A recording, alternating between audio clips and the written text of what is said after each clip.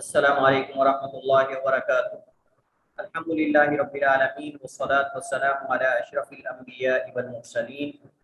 نبینا وحبیبنا وقدوتنا محمد وعلی آلہ واصحابہ اجمعین، اما بعد۔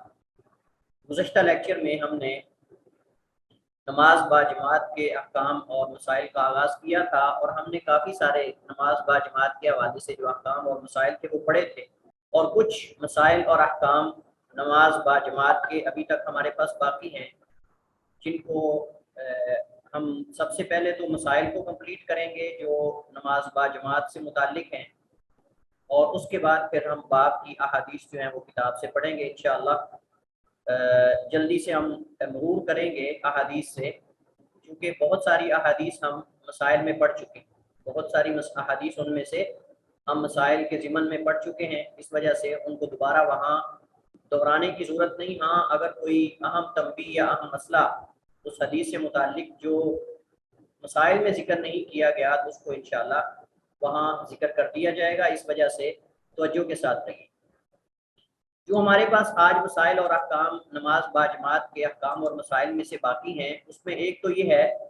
کہ امام کو نماز میں تخفیف کرنی چاہیے،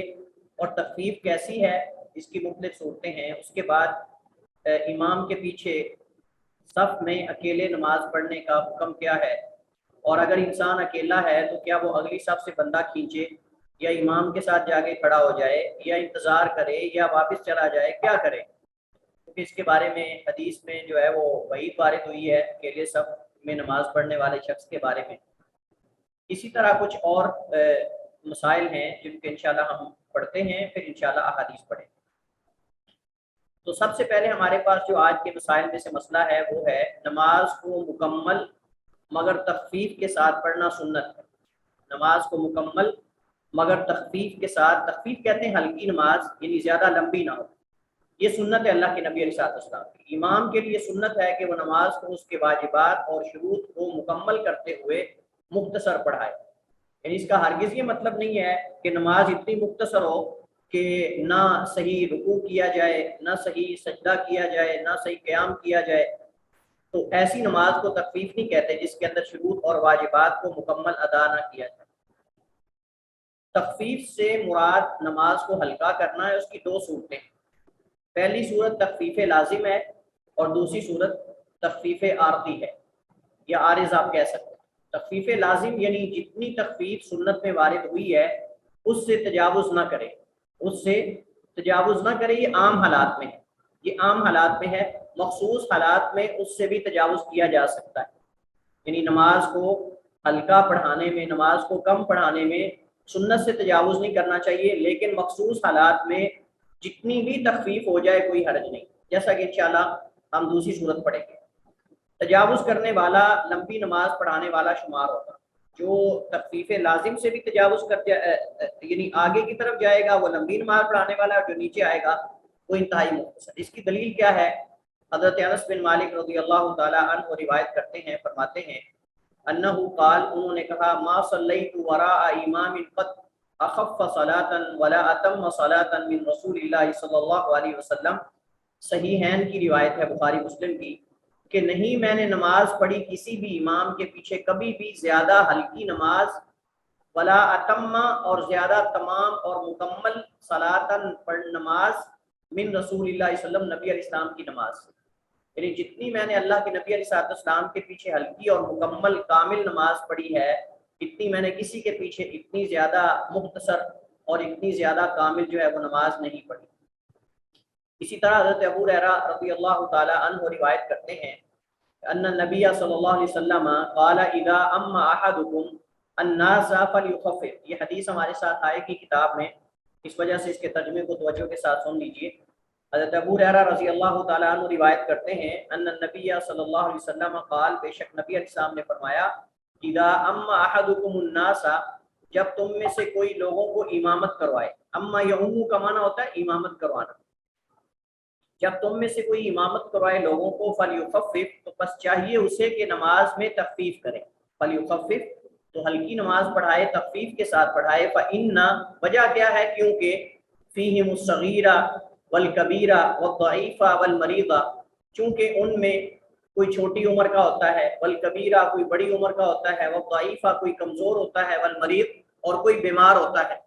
لہٰذا یہ جو مختلف قسم کے لوگ ہیں ان کا خیال کر کے نماز اس کو تخفیف کے ساتھ پڑھنی چاہیے۔ بچے ہوتے ہیں، بڑے ہوتے ہیں، کمزور ہوتے ہیں، بوڑھے ہوتے ہیں، بیمار ہوتے ہیں۔ فَإِذَا صَلَّى وَحْدَهُ، ہاں اگر اس کو زیادہ ہی لمبی نماز پڑھنے کا شوق ہے تو فرمایا فَإِذَا صَلَّى وَحْدَهُ، جب اکیلا نماز پڑھے یعنی نفل وغیرہ نوافل وغیرہ، فَلْيُصَلِّ كَيْفَ شَاءَ، تو پھر جیسے دل کرے پڑھتا جائے، جتنی مرضی لمبی کر لے، جتنی مرضی نماز لمبی کر لے۔ اس حدیث میں، صحیح مسلم میں اس حدیث میں یہ پتہ چلتا ہے کہ نماز میں تخفیف کرنی چاہیے، اور علماء کرام جو ہے وہ تخفیف کے کئی فوائد بیان کرتے ہیں جو انشاءاللہ ہم جب کتاب سے حدیث سے گزریں گے تو انشاءاللہ وہاں میں الگ فوائد ذکر کروں گا اس کے، وہاں انشاءاللہ اس کے فوائد ذکر کیے جائیں گے۔ 3 فائدے ہیں جو وہاں انشاءاللہ ذکر کریں گے۔ اچھا، یہ تو پہلی صورت جو تھی یہ تخفیف لازم تھا، یعنی جس سے زیادہ ہم تخفیف نہیں کر سکتے۔ دوسری تخفیف تخفیف عارض ہے، یعنی کوئی ایسا سبب پایا جائے جس کی وجہ سے اسے رسول اللہ صلی اللہ علیہ وسلم کی تخفیف کرنے سے بھی زیادہ تخفیف کرنی پڑے۔ تخفیف عارض کہتے ہیں ایمرجنسی، اچانک کوئی مسئلہ بن گیا تو اس کو نماز ہلکی کرنی پڑ گئی۔ مثلا عام حالات تھے، نماز پڑھ رہے تھے، اچانک بارش شروع ہو گئی، اچانک اندھیری چل پڑی، اچانک جو ہے وہ فل گرمی ہے، لائٹ چلی گئی ہے۔ ارادہ تھا اس کا نماز لمبی کرنے کا، لیکن اچانک لائٹ چلی گئی اور مسجد میں یو پی ایس کا انتظام بھی نہیں، جنریٹر کا انتظام بھی نہیں۔ اب آگے صاف ظاہر ہے کہ فل گرمی کے اندر تو لوگ بیچارے جو ہے وہ پسینوں پسینی ہو جاتے ہیں، پسینے چھوٹ جاتے ہیں بندوں کے۔ تو اس صورت میں یہ تخفیف عارض ہے، یعنی کسی خاص مسئلے میں، ایمرجنسی میں بلا ارادہ تخفیف کرنا، تو یہ تو جتنی بھی ہو جائے کوئی حرج نہیں، اس میں کوئی حد بندی نہیں، اس میں کوئی حد بندی نہیں ہے۔ اب اس کی دلیل کیا ہے کہ تخفیف عارض بھی کی جا سکتی ہے، ایمرجنسی میں بہت زیادہ بھی نماز کو ہلکا کیا جا سکتا ہے، لیکن جیسے میں نے شروع میں ذکر کیا کہ نماز کے اندر شروط اور واجبات اور ارکان کو صحیح طریقے سے ادا کرنا، یعنی اس کے جو واجبات اور ارکان ہیں ان کو ادا کرنا صحیح طریقے سے، یہ نہ ہو کہ واجبات اور ارکان جو ہے وہ بھی صحیح طریقے سے ادا نہ ہو۔ عن عبداللہ بن ابی قتادہ، عبداللہ بن ابی قتادہ، ابو قتادہ صحابی جو انصاری ہیں، ان کے بیٹے بیان کرتے ہیں اپنے باپ ابو قتادہ انصاری رضی اللہ تعالی عنہ سے، ان نبی صلی اللہ علیہ وسلم، وہ نبی علیہ السلام سے بیان کرتے ہیں، آپ نے فرمایا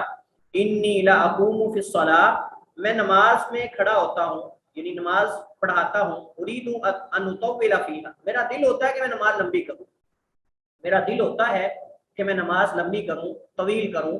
فاسمع، تو اچانک، فا جو ہے یہاں فجائیہ ہے، فا جو ہے یہاں فجائیہ ہے جو اچانک کے معنی میں آتا ہے۔ اچانک جو ہے میں سنتا ہوں بکا الصبی، یعنی کبھی کبھی میرا ارادہ ہوتا ہے نماز کو لمبا کرنے کا، اچانک بچے کے رونے کی آواز میرے کانوں میں پڑتی ہے، فاتجوز فی صلاتی، تو میں نماز میں جلدی کرتا ہوں، نماز میں جلدی کرتا ہوں۔ تجوز جو ہوتا ہے نماز کے اندر، یعنی لمبی قرات سے تجاوز کر جانا، لمبے رکوع سے تجاوز کر جانا، لمبے سجدے سے تجاوز کر جانا، یہ مطلب ہے فاتجوز، مطلب ہے نماز میں جلدی کرتا ہوں۔ کراہیتا، اس ڈر سے، ان اشق علی امہ، کہ میں بچے کی ماں کو مشقت میں نہ ڈال دوں۔ اللہ اکبر، یہ ہمارے نبی ہیں رحمت للعالمین، کہ جو بچے کے رونے کی آواز کو بھی گوارا نہیں کر سکتے اور برداشت نہیں کرتے، اور اللہ کے نبی علیہ الصلوۃ والسلام کس قدر اپنی امت کے ساتھ رحیم اور کریم تھے۔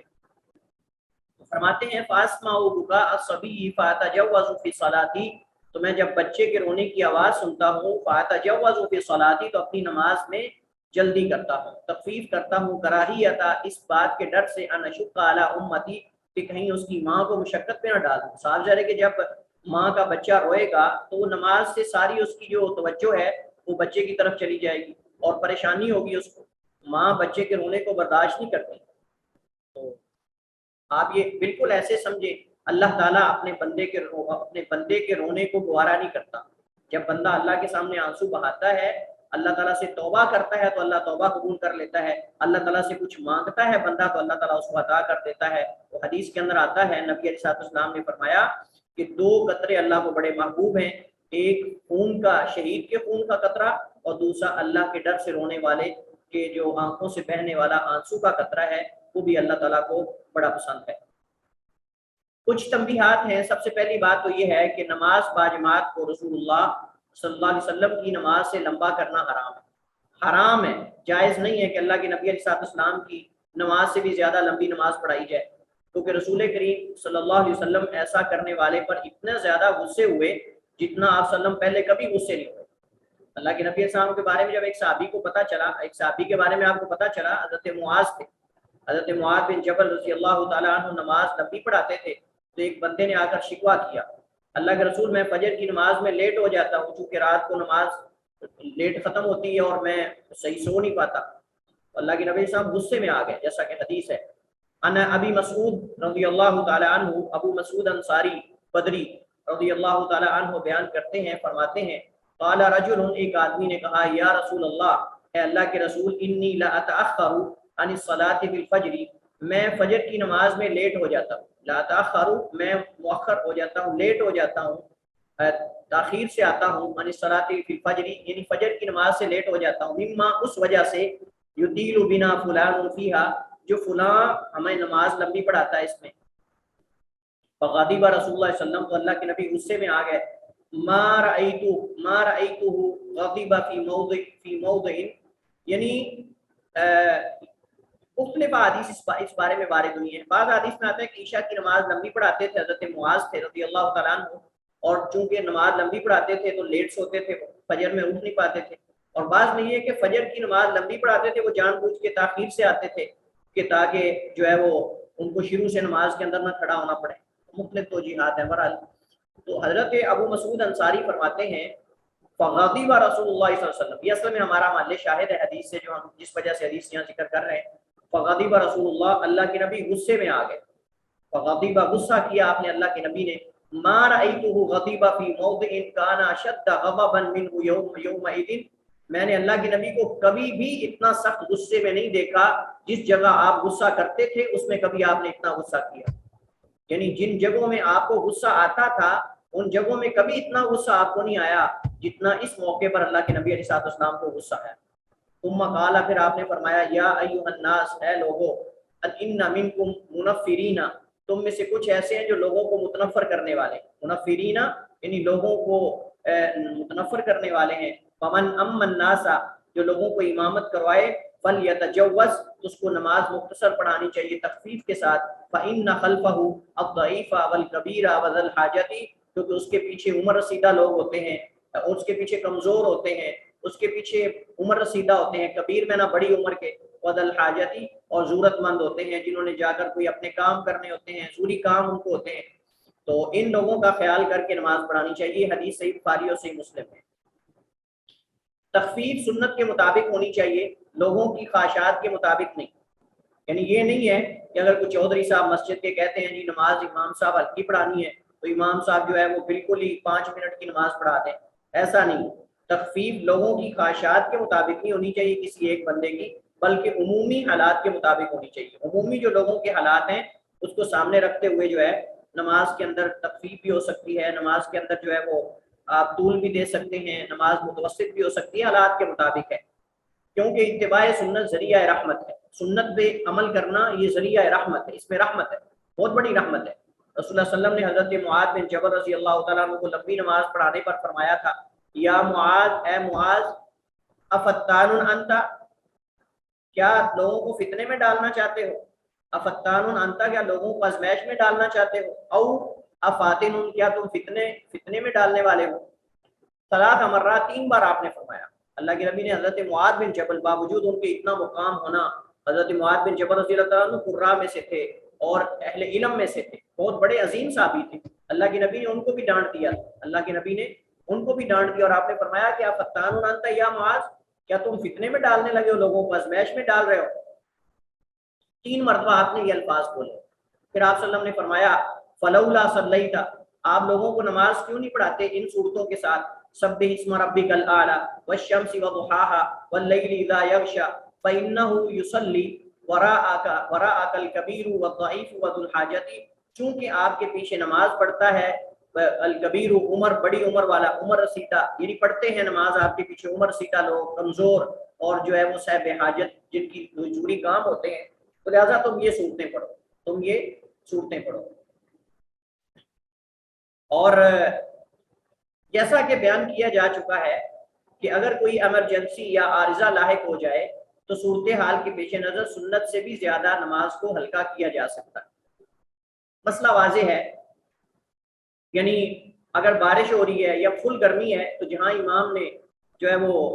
10 آیات پڑھنی تھی یا 15 آیات پڑھنی تھی، وہاں 2-3 آیات پڑھ لیں، ایک آیت بھی پڑھی جا سکتی ہے، 2 آیات بھی پڑھی جا سکتی ہے، کوئی حد نہیں ہے۔ اللہ تعالیٰ نے قرآن کریم میں فرمایا فَقْرَؤْا مَا تَيَسَّرَ مِنَ الْقُرْآنِ، سورہ فاتحہ پڑھ لے اور سورہ فاتحہ کے بعد ایک آیت بھی پڑھی جا سکتی ہے، 2 آیات بھی پڑھی جا سکتی ہیں، 3 آیات بھی پڑھی جا سکتی ہیں، لیکن یہ عادت بنا لینا صحیح نہیں، لیکن یہ عادت بنا لینا یہ صحیح نہیں ہے کہ ہمیشہ نماز کے اندر 2 آیات ہی پڑھی جائیں، 3 آیات۔ بعض ائمہ کی عادت بن جاتی ہے، بعض ائمہ کی عادت بن جاتی ہے کہ ہر نماز میں 2 آیت تک، ایک آیت 4 آیات، بس اس سے زیادہ تجاوز ہی نہیں کرتے۔ نہیں،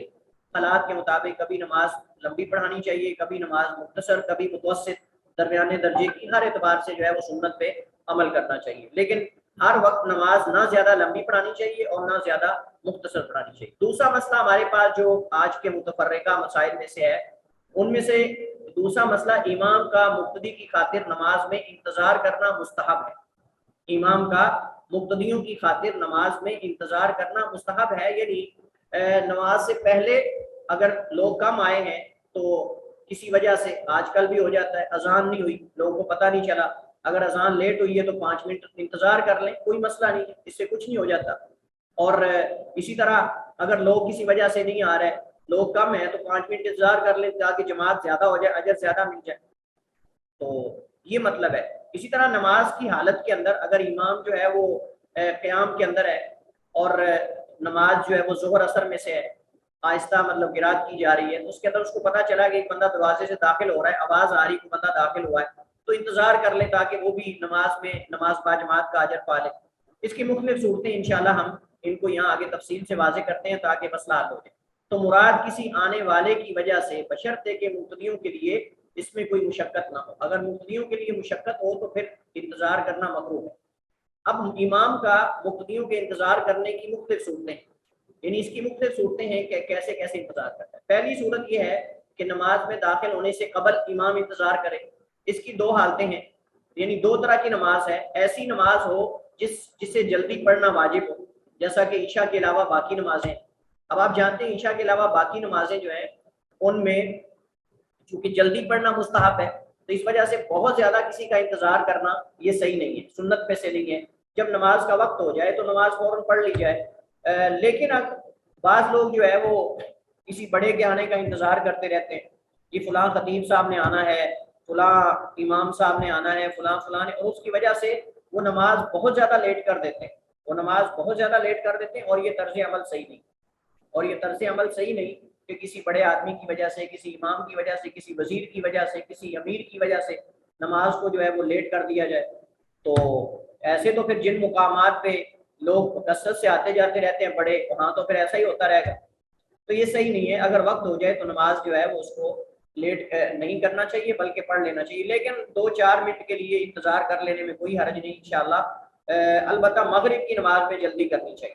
مغرب کی نماز میں جلدی کرنی چاہیے، باقی ظہر میں بھی گنجائش موجود ہے کچھ نہ کچھ، عصر میں بھی گنجائش موجود ہے، اور فجر میں بھی کچھ نہ کچھ جو ہے وہ 2-4-5 منٹ کی گنجائش موجود ہے۔ عشاء میں تو پھر کھلی گنجائش ہے۔ ایسی نماز ہو جسے لیٹ کر کے پڑھنا سنت اور افضل ہو، اس میں امام کے لیے آنے والوں کا انتظار کرنا جائز ہے، جیسا کہ عشاء کی نمازیں ہم پڑھ چکے ہیں کتاب الطہارہ کے اندر۔ صحابہ کرام اللہ کے نبی علیہ الصلوۃ والسلام کا انتظار کرتے کرتے سو جاتے تھے، صحابہ کرام اللہ کے نبی علیہ الصلوۃ والسلام کا عشاء کی نماز میں انتظار کرتے کرتے سو جاتے، حتیٰ کہ ان کی گردنیں جو ہے وہ نیچے لگ جاتی تھی، ان کی سینے تک لگ جاتی تھی، سو جاتے تھے۔ تو اس بات کی دلیل ہے کہ عشاء کی نماز کے اندر جو ہے وہ انتظار کیا جا سکتا ہے۔ اللہ کے نبی علیہ السلام کے بارے میں یہ بھی حدیث ہم نے پڑھی تھی کہ اللہ کے نبی علیہ الصلوۃ والسلام جو ہے وہ انتظار کرتے تھے، اگر لوگ جلدی جمع ہو جاتے تو عشاء کی نماز جلدی پڑھا دیتے، اور اگر لوگ لیٹ تاخیر سے جمع ہوتے تو آپ لیٹ کر لیتے تھے۔ اللہ کے نبی علیہ الصلوۃ والسلام اس دور میں کون سی گھڑیاں ہوتی تھیں اور یہ سارے مطلب کہ ٹائم کا سسٹم تھا، اندازے سے لوگ جو ہے وہ جمع ہوتے تھے۔ تو آج کل تو ٹائم ہے، گھڑیاں ہیں، سب کچھ ہے، تو یعنی کوئی انتظار کرنے کی وجہ سمجھ نہیں آتی، بات سمجھ رہے نا آپ، یعنی انتظار کرنے کی کوئی بہت زیادہ انتظار کرنے کی کوئی وجہ سمجھ نہیں آتی۔ البتہ 2-4 منٹ جیسے میں نے بتایا کہ اگر اذان لیٹ ہوگی تو لوگوں کو یہ ہو سکتا ہے کہ شاید نماز کا وقت تبدیل ہو گیا، یعنی بسا اوقات ایسے ہوتا ہے کہ اذان عام وقت سے لیٹ ہوتی ہے، مؤذن کو پتہ نہیں چلا، اب لوگ یہ سمجھ رہے ہوتے ہیں کہ شاید نماز کا وقت تبدیل ہو گیا، شاید نماز کا وقت جو ہے وہ آگے چلا گیا ہے، یا تو اس وجہ سے وہ لیٹ ہو جاتے ہیں۔ تو اس وجہ سے اگر کبھی ایسا ہو جائے کہ اذان لیٹ ہو، 5 منٹ 4 منٹ لیٹ کر لینے میں کوئی حرج نہیں انشاءاللہ، لیکن عادت بنا لینا یہ صحیح نہیں ہے۔ دوسری صورت یہ ہے کہ رکوع میں کسی آنے والے کا اچھا، پہلی صورت کی 2 صورتیں ہم نے پڑھی، دوسری صورت یہ کہ رکوع میں کسی آنے والے کا انتظار کرنا، خصوصاً آخری رکعت کے رکوع میں، یعنی یہ نماز کے اندر انتظار کرنا ہے۔ پہلی صورت میں نماز سے باہر انتظار کرنا ہے نماز شروع کرنے سے پہلے، اور اس میں نماز کے نماز کے اندر داخل ہونے کے بعد انتظار کرنا ہے۔ تو دوسری صورت یہ کہ رکوع میں کسی آنے والے کا انتظار کرنا، خصوصاً آخری رکعت کے رکوع میں، تاکہ وہ رکن پانے کے بعد اجر پا لے جماعت کا۔ مثال امام رکوع میں ہو اور اسے محسوس ہو کہ کوئی جماعت سے ملنے کی کوشش کر رہا ہے، اسے چاہیے معمولی سا انتظار کر لے، تھوڑی دیر رکوع کو لمبا کر لے تاکہ وہ بندہ مل جائے اور اسے نماز با جماعت کا اجر مل جائے، لیکن بشرطے کہ اس میں باقی مفتیوں پر مشقت نہ ہو، بہت زیادہ انتظار نہ ہو، جیسے آگے اس کی مثال میں دیتا ہوں۔ تو آپ جانتے ہیں کہ بعض علماء کے ہاں رکوع میں امام کے ساتھ ملنے والے کی رکعت ہو جاتی ہے، بعض علماء کے ہاں رکوع میں امام کے ساتھ ملنے والے کی رکعت ہو جاتی ہے، اور دلائل دونوں طرف ہیں، جو کہتے ہیں نہیں ہوتی ان کے پاس بھی دلائل ہیں، اور جو کہتے ہیں ہو جاتی ہیں ان کے پاس بھی دلیل موجود ہے۔ حضرت ابو بکر رضی اللہ تعالیٰ عنہ کی حدیث موجود ہے، اور اس کے علاوہ اور بھی بعض صحابہ کرام سے ملتا ہے کہ وہ بسا اوقات جو ہے وہ رکوع میں ملنے کی کوشش کرتے تھے۔ اور دوسری بات یہ ہے کہ حدیث جس کو مستثنا کرتے، اگر اللہ کے نبی نے صحابی کو اجازت دی ہے، مطلب کہ ان کی نماز کو صحیح قرار دیا ہے، تو کوئی حرج نہیں۔ اگر کوئی عادت نہ بنائے اور کبھی اس سے ہو جائے کہ وہ امام کے ساتھ رکوع میں مل جائے، تو انشاءاللہ راجح یہی ہے کہ اس کی رکعت ہو جائے گی، کیونکہ نبی علیہ السلام نے اجازت دی۔ اگر رکوع پہ ملنے والے کی رکعت نہ ہوتی تو آپ حضرت ابو بکرہ کو یہ کہتے کہ نماز کو دہراؤ، نماز کو دہرانے کا آپ نے نہیں کہا، بلکہ آپ نے کہا کہ یہ فعل آپ نے دوبارہ نہیں کرنا، یہ کام آپ نے دوبارہ نہیں کرنا، یعنی عادت نہ بناؤ۔ تو مقصد یہ ہے کہ آپ نے یہ نہیں فرمایا کہ نماز دہراؤ۔ بعض کہتے ہیں جی آپ نے یہ تو ذکر نہیں ہے کہ آپ نے کہا کہ دہراؤ یا نہ دہراؤ، تو انہوں نے دہرائی، چونکہ دہرانا معروف تھا، لیکن یہ اضافہ اپنی طرف سے ہے، اس حدیث کے اندر تو موجود نہیں۔ مثال کے طور پر یعنی ہم کہہ رہے ہیں کہ اگر مقتدیوں میں مشقت نہ ہو مقتدیوں کے لیے، تو پھر امام انتظار کر سکتا ہے نماز میں مقتدی آنے والے کا، کسی لاٹھی یا ویل چیئر وغیرہ کے ذریعے آنے والے کی آواز سنائی دے تو پھر وہ انتظار نہ کرے، کیونکہ ویل چیئر پہ دیر بھی ہو سکتی ہے، لاٹھی سے آنے والا تاخیر سے پہنچے گا، اتنی دیر میں لوگ جو ہے وہ رکوع کے اندر، بسا اوقات سانس کی پرابلم ہوتی ہے بعض کو، تو اتنا لمبا انتظار نہیں کر سکتے، لہٰذا اگر تو اس کو پتا ہے کہ کوئی بندہ جلدی مل جائے گا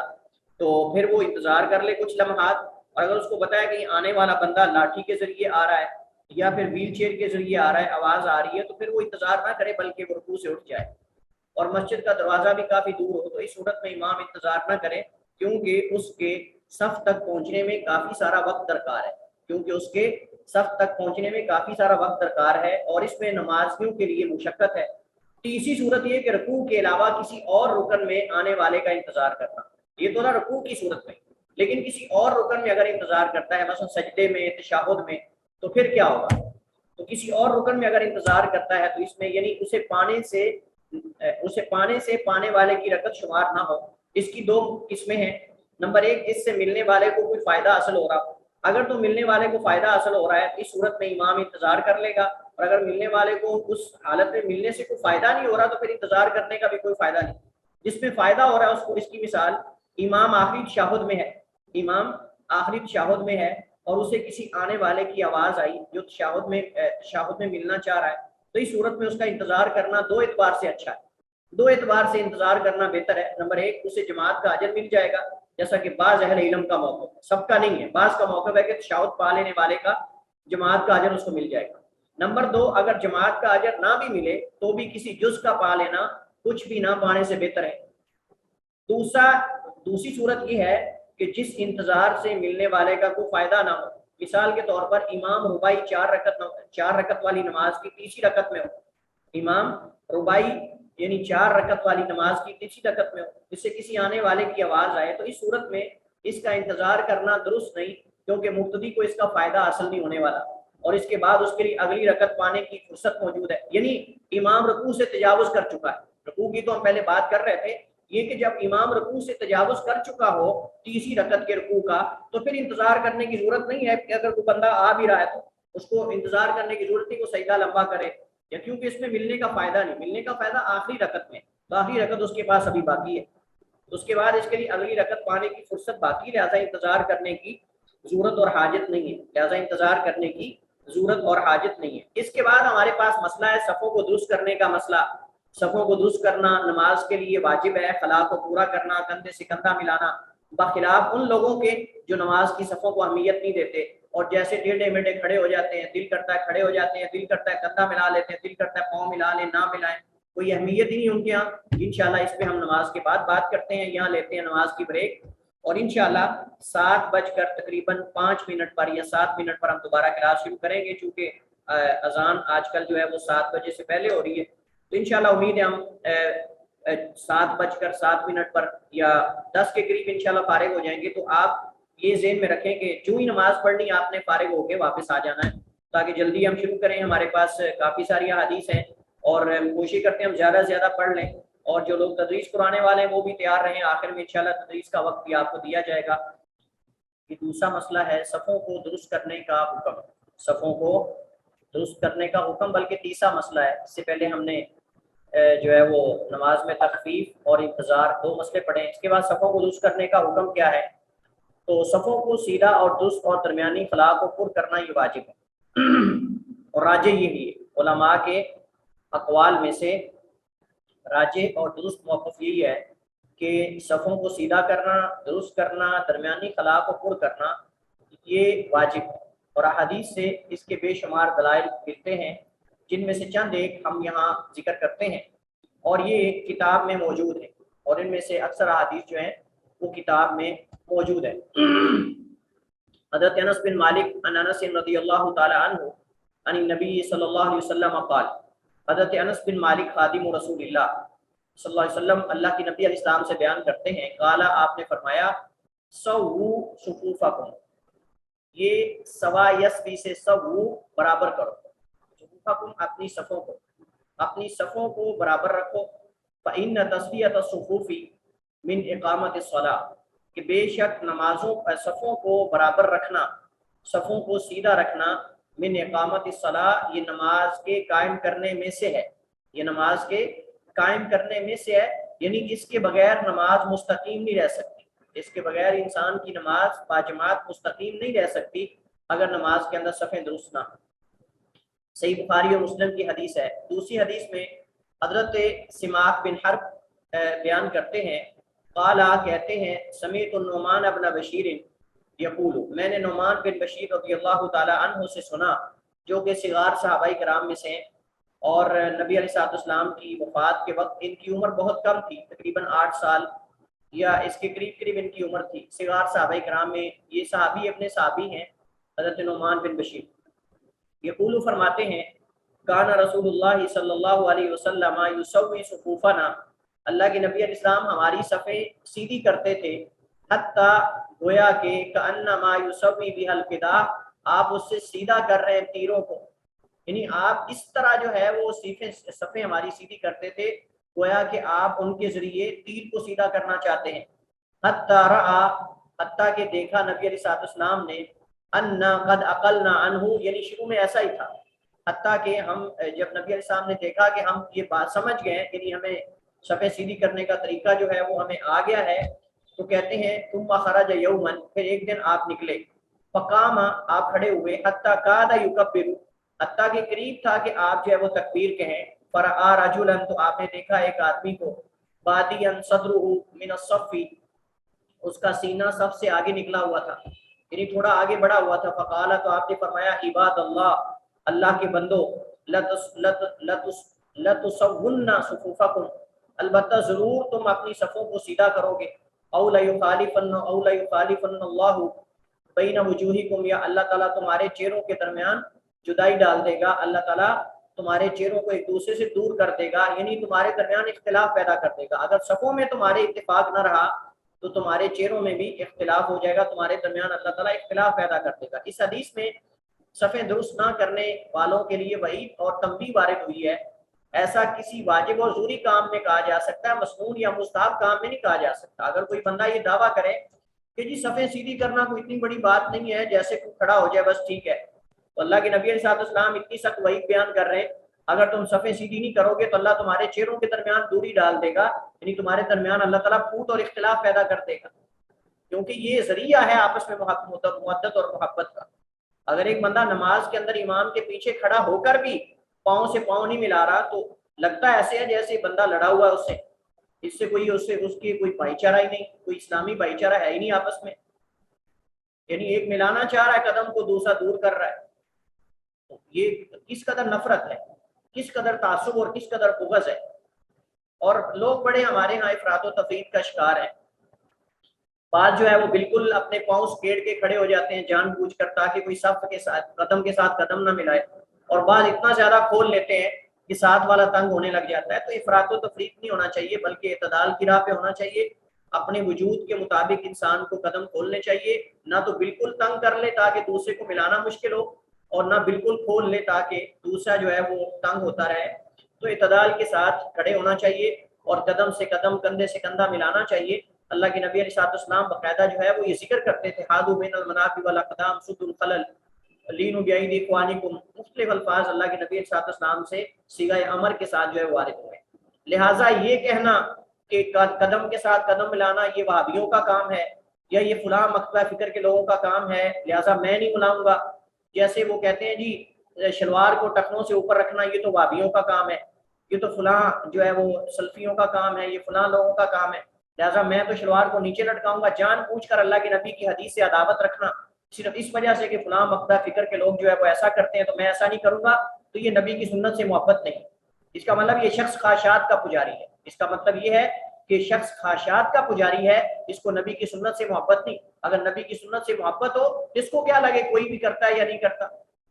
اسے کیا ہو کوئی کرے یا نہ کرے، یہ کیا ہوا کہ فلاں کرے گا لہٰذا میں نہیں کروں گا،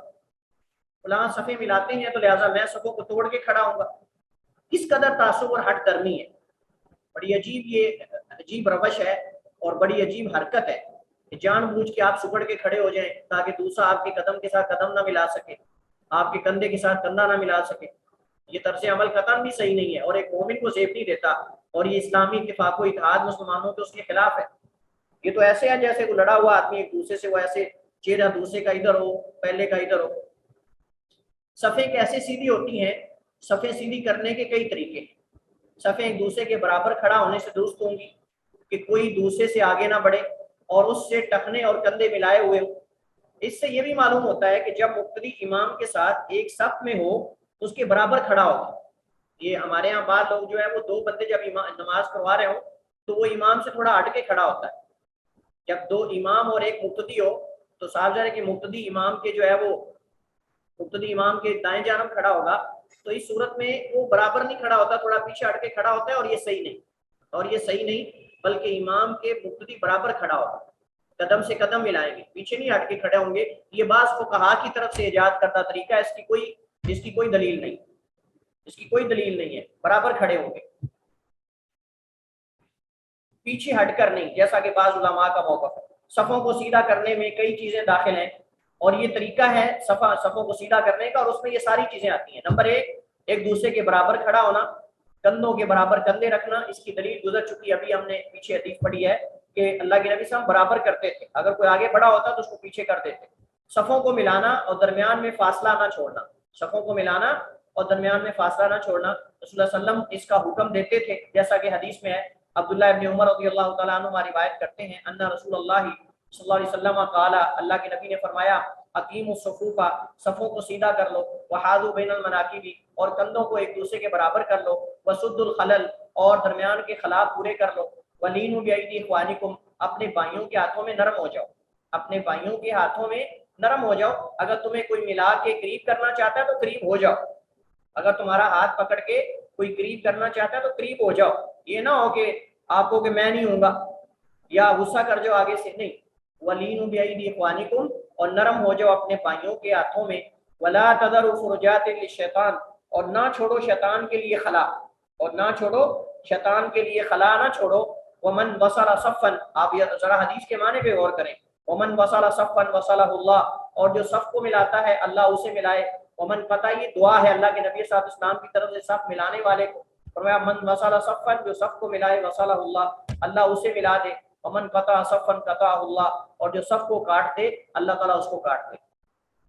یہ صحیح سنن ابی داؤد اور مسند احمد کی صحیح حدیث ہے۔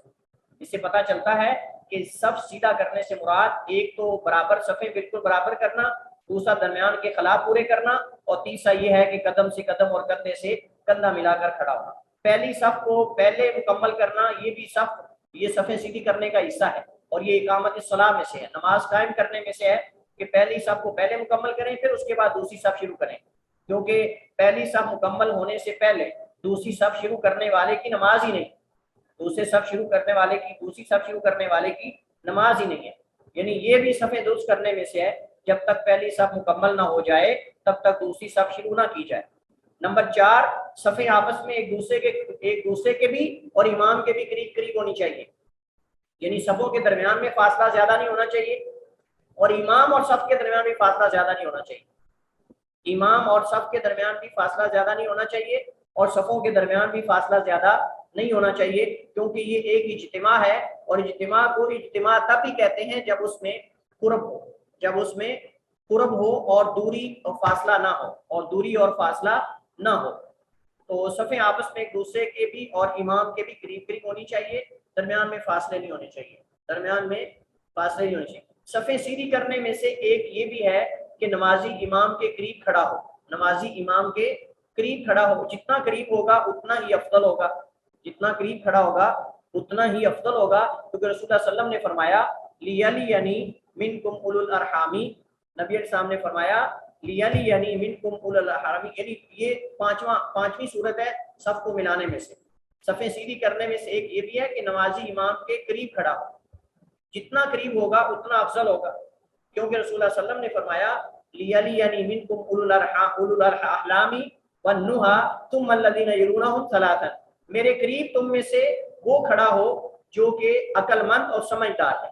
جو کہ عقل و شعور رکھنے والا اور سمجھدار ہے، وہ میرے قریب کھڑا۔ اولو الاحلام کہتے ہیں جو بالغ ہو، والنہا اور عقل والا، ثم الذین یلونہم، پھر جو ان کے ساتھ ملے ہوئے ہیں، یعنی جو ان سے قریب ہے پھر وہ ہوں، پھر اس کے ساتھ اس طرح کر کے،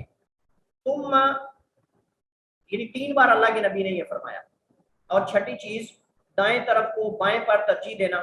دائیں طرف کو بائیں طرف پر ترجیح دینا، امام کی دائیں جانب کو بائیں جانب پہ ترجیح دینا، لیکن یہ اس وقت ہے کہ جب صف دونوں طرف سے برابر ہو، یعنی امام کے دائیں جانب سے صف کا آغاز کرنا چاہیے، لیکن اگر دائیں جانب ہی سارے کھڑے ہوتے جا رہے ہیں یہ سمجھ کر کے امام کے دائیں جانب کھڑا ہونا افضل ہے، تو پھر بائیں جانب کوئی کھڑا ہی نہیں ہوگا ایسے تو یہ صورت میں کہ جب دونوں صف برابر ہو پھر دائیں جانب کھڑے ہوتے جائیں، لیکن اگر صف دائیں جانب پہلے ہی زیادہ ہو چکی تو پھر بائیں جانب بھی کھڑا ہونا چاہیے۔ نمبر 7، بالغ مرد امام کے قریب کھڑے ہوں گے، اس کے بعد بچے، بالغ مرد امام کے قریب کھڑے ہوں گے، اس کے بعد بچے، جیسا کہ گزشتہ حدیث میں ہم پڑھ چکے ہیں، اللہ کے نبی فرماتے تھے کہ میرے پیچھے بالغ لوگ کھڑے، کیونکہ بسا اوقات نیابت کا امام کو نائب بنانے کی ضرورت پڑ سکتی ہے، امام کو نائب بنانے کی ضرورت پڑ سکتی ہے، یا کوئی اور مسئلہ ہو سکتا ہے، تو اس وجہ سے امام کے قریب وہ کھڑا ہونا چاہیے جو سمجھدار بھی ہو اور امامت کے لائق بھی ہو، امامت کا حقدار بھی ہو۔ امام کے پیچھے بچوں کو نہیں کھڑا ہونا چاہیے، لیکن اگر پہلی صف میں بچے آتے ہیں، کوئی اگر بچہ آتا ہے مطلب ذوق لے کر اور یہ شوق سے آتا ہے تو اس کو پیچھے کرنا یہ درست نہیں، جیسا کہ آگے ہم پڑھتے ہیں۔ سوال، کیا پہلی صف میں نماز پڑھنے والے بچے کو پیچھے کرنا درست ہے؟ جواب راجح یہی ہے کہ درست نہیں، اس کی 2 وجوہات ہیں۔ نمبر 1، بچہ مسجد میں دوبارہ نہیں آئے گا، بچہ متنفر ہو جائے گا۔ جس بچے کو شوق ہے پہلی صف میں نماز پڑھنے کا اور وہ بڑوں سے پہلے آتا ہے، اور وہ بڑوں سے پہلے آتا ہے مسجد کے اندر، تو اس کو بڑا آ کر چودھری پیچھے سے وہ آگے آ جائے اور اس کو پیچھے کر دے، ہر دفعہ ایسے کرے، تو یہ صحیح نہیں، یہ صحیح نہیں ہے۔ بڑوں کو چاہیے پہلے آئیں، بڑوں کو چاہیے پہلے آئیں، اور پھر اگر وہ بچے پہلے آگے بیٹھے تو پھر اس کو پیچھے کر سکتا ہے، لیکن بڑے اگر آخر میں آتے ہیں تو پھر بچوں کو پیچھے کرنا یہ صحیح نہیں ہے، کیونکہ اگر ایسا کریں گے تو بچہ جو ہے وہ متنفر ہو جائے گا، بچہ جو ہے متنفر ہو جائے گا۔ بچے کو تو سمجھ نہیں نا ان چیزوں کی، بچے کو تو ان چیزوں کی سمجھ نہیں کہ مجھے کیوں پیچھے کر رہے ہیں یا مجھے ادھر کیوں کر رہے ہیں، اس وجہ سے اس کو تھوڑا سمجھانا یہ بھی بڑا مسئلہ ہے. ہاں اگر بچہ واقعی سمجھدار ہے اور وہ خود بڑے کو دیکھ کر پیچھے ہٹ جاتا ہے تو کوئی حرج نہیں,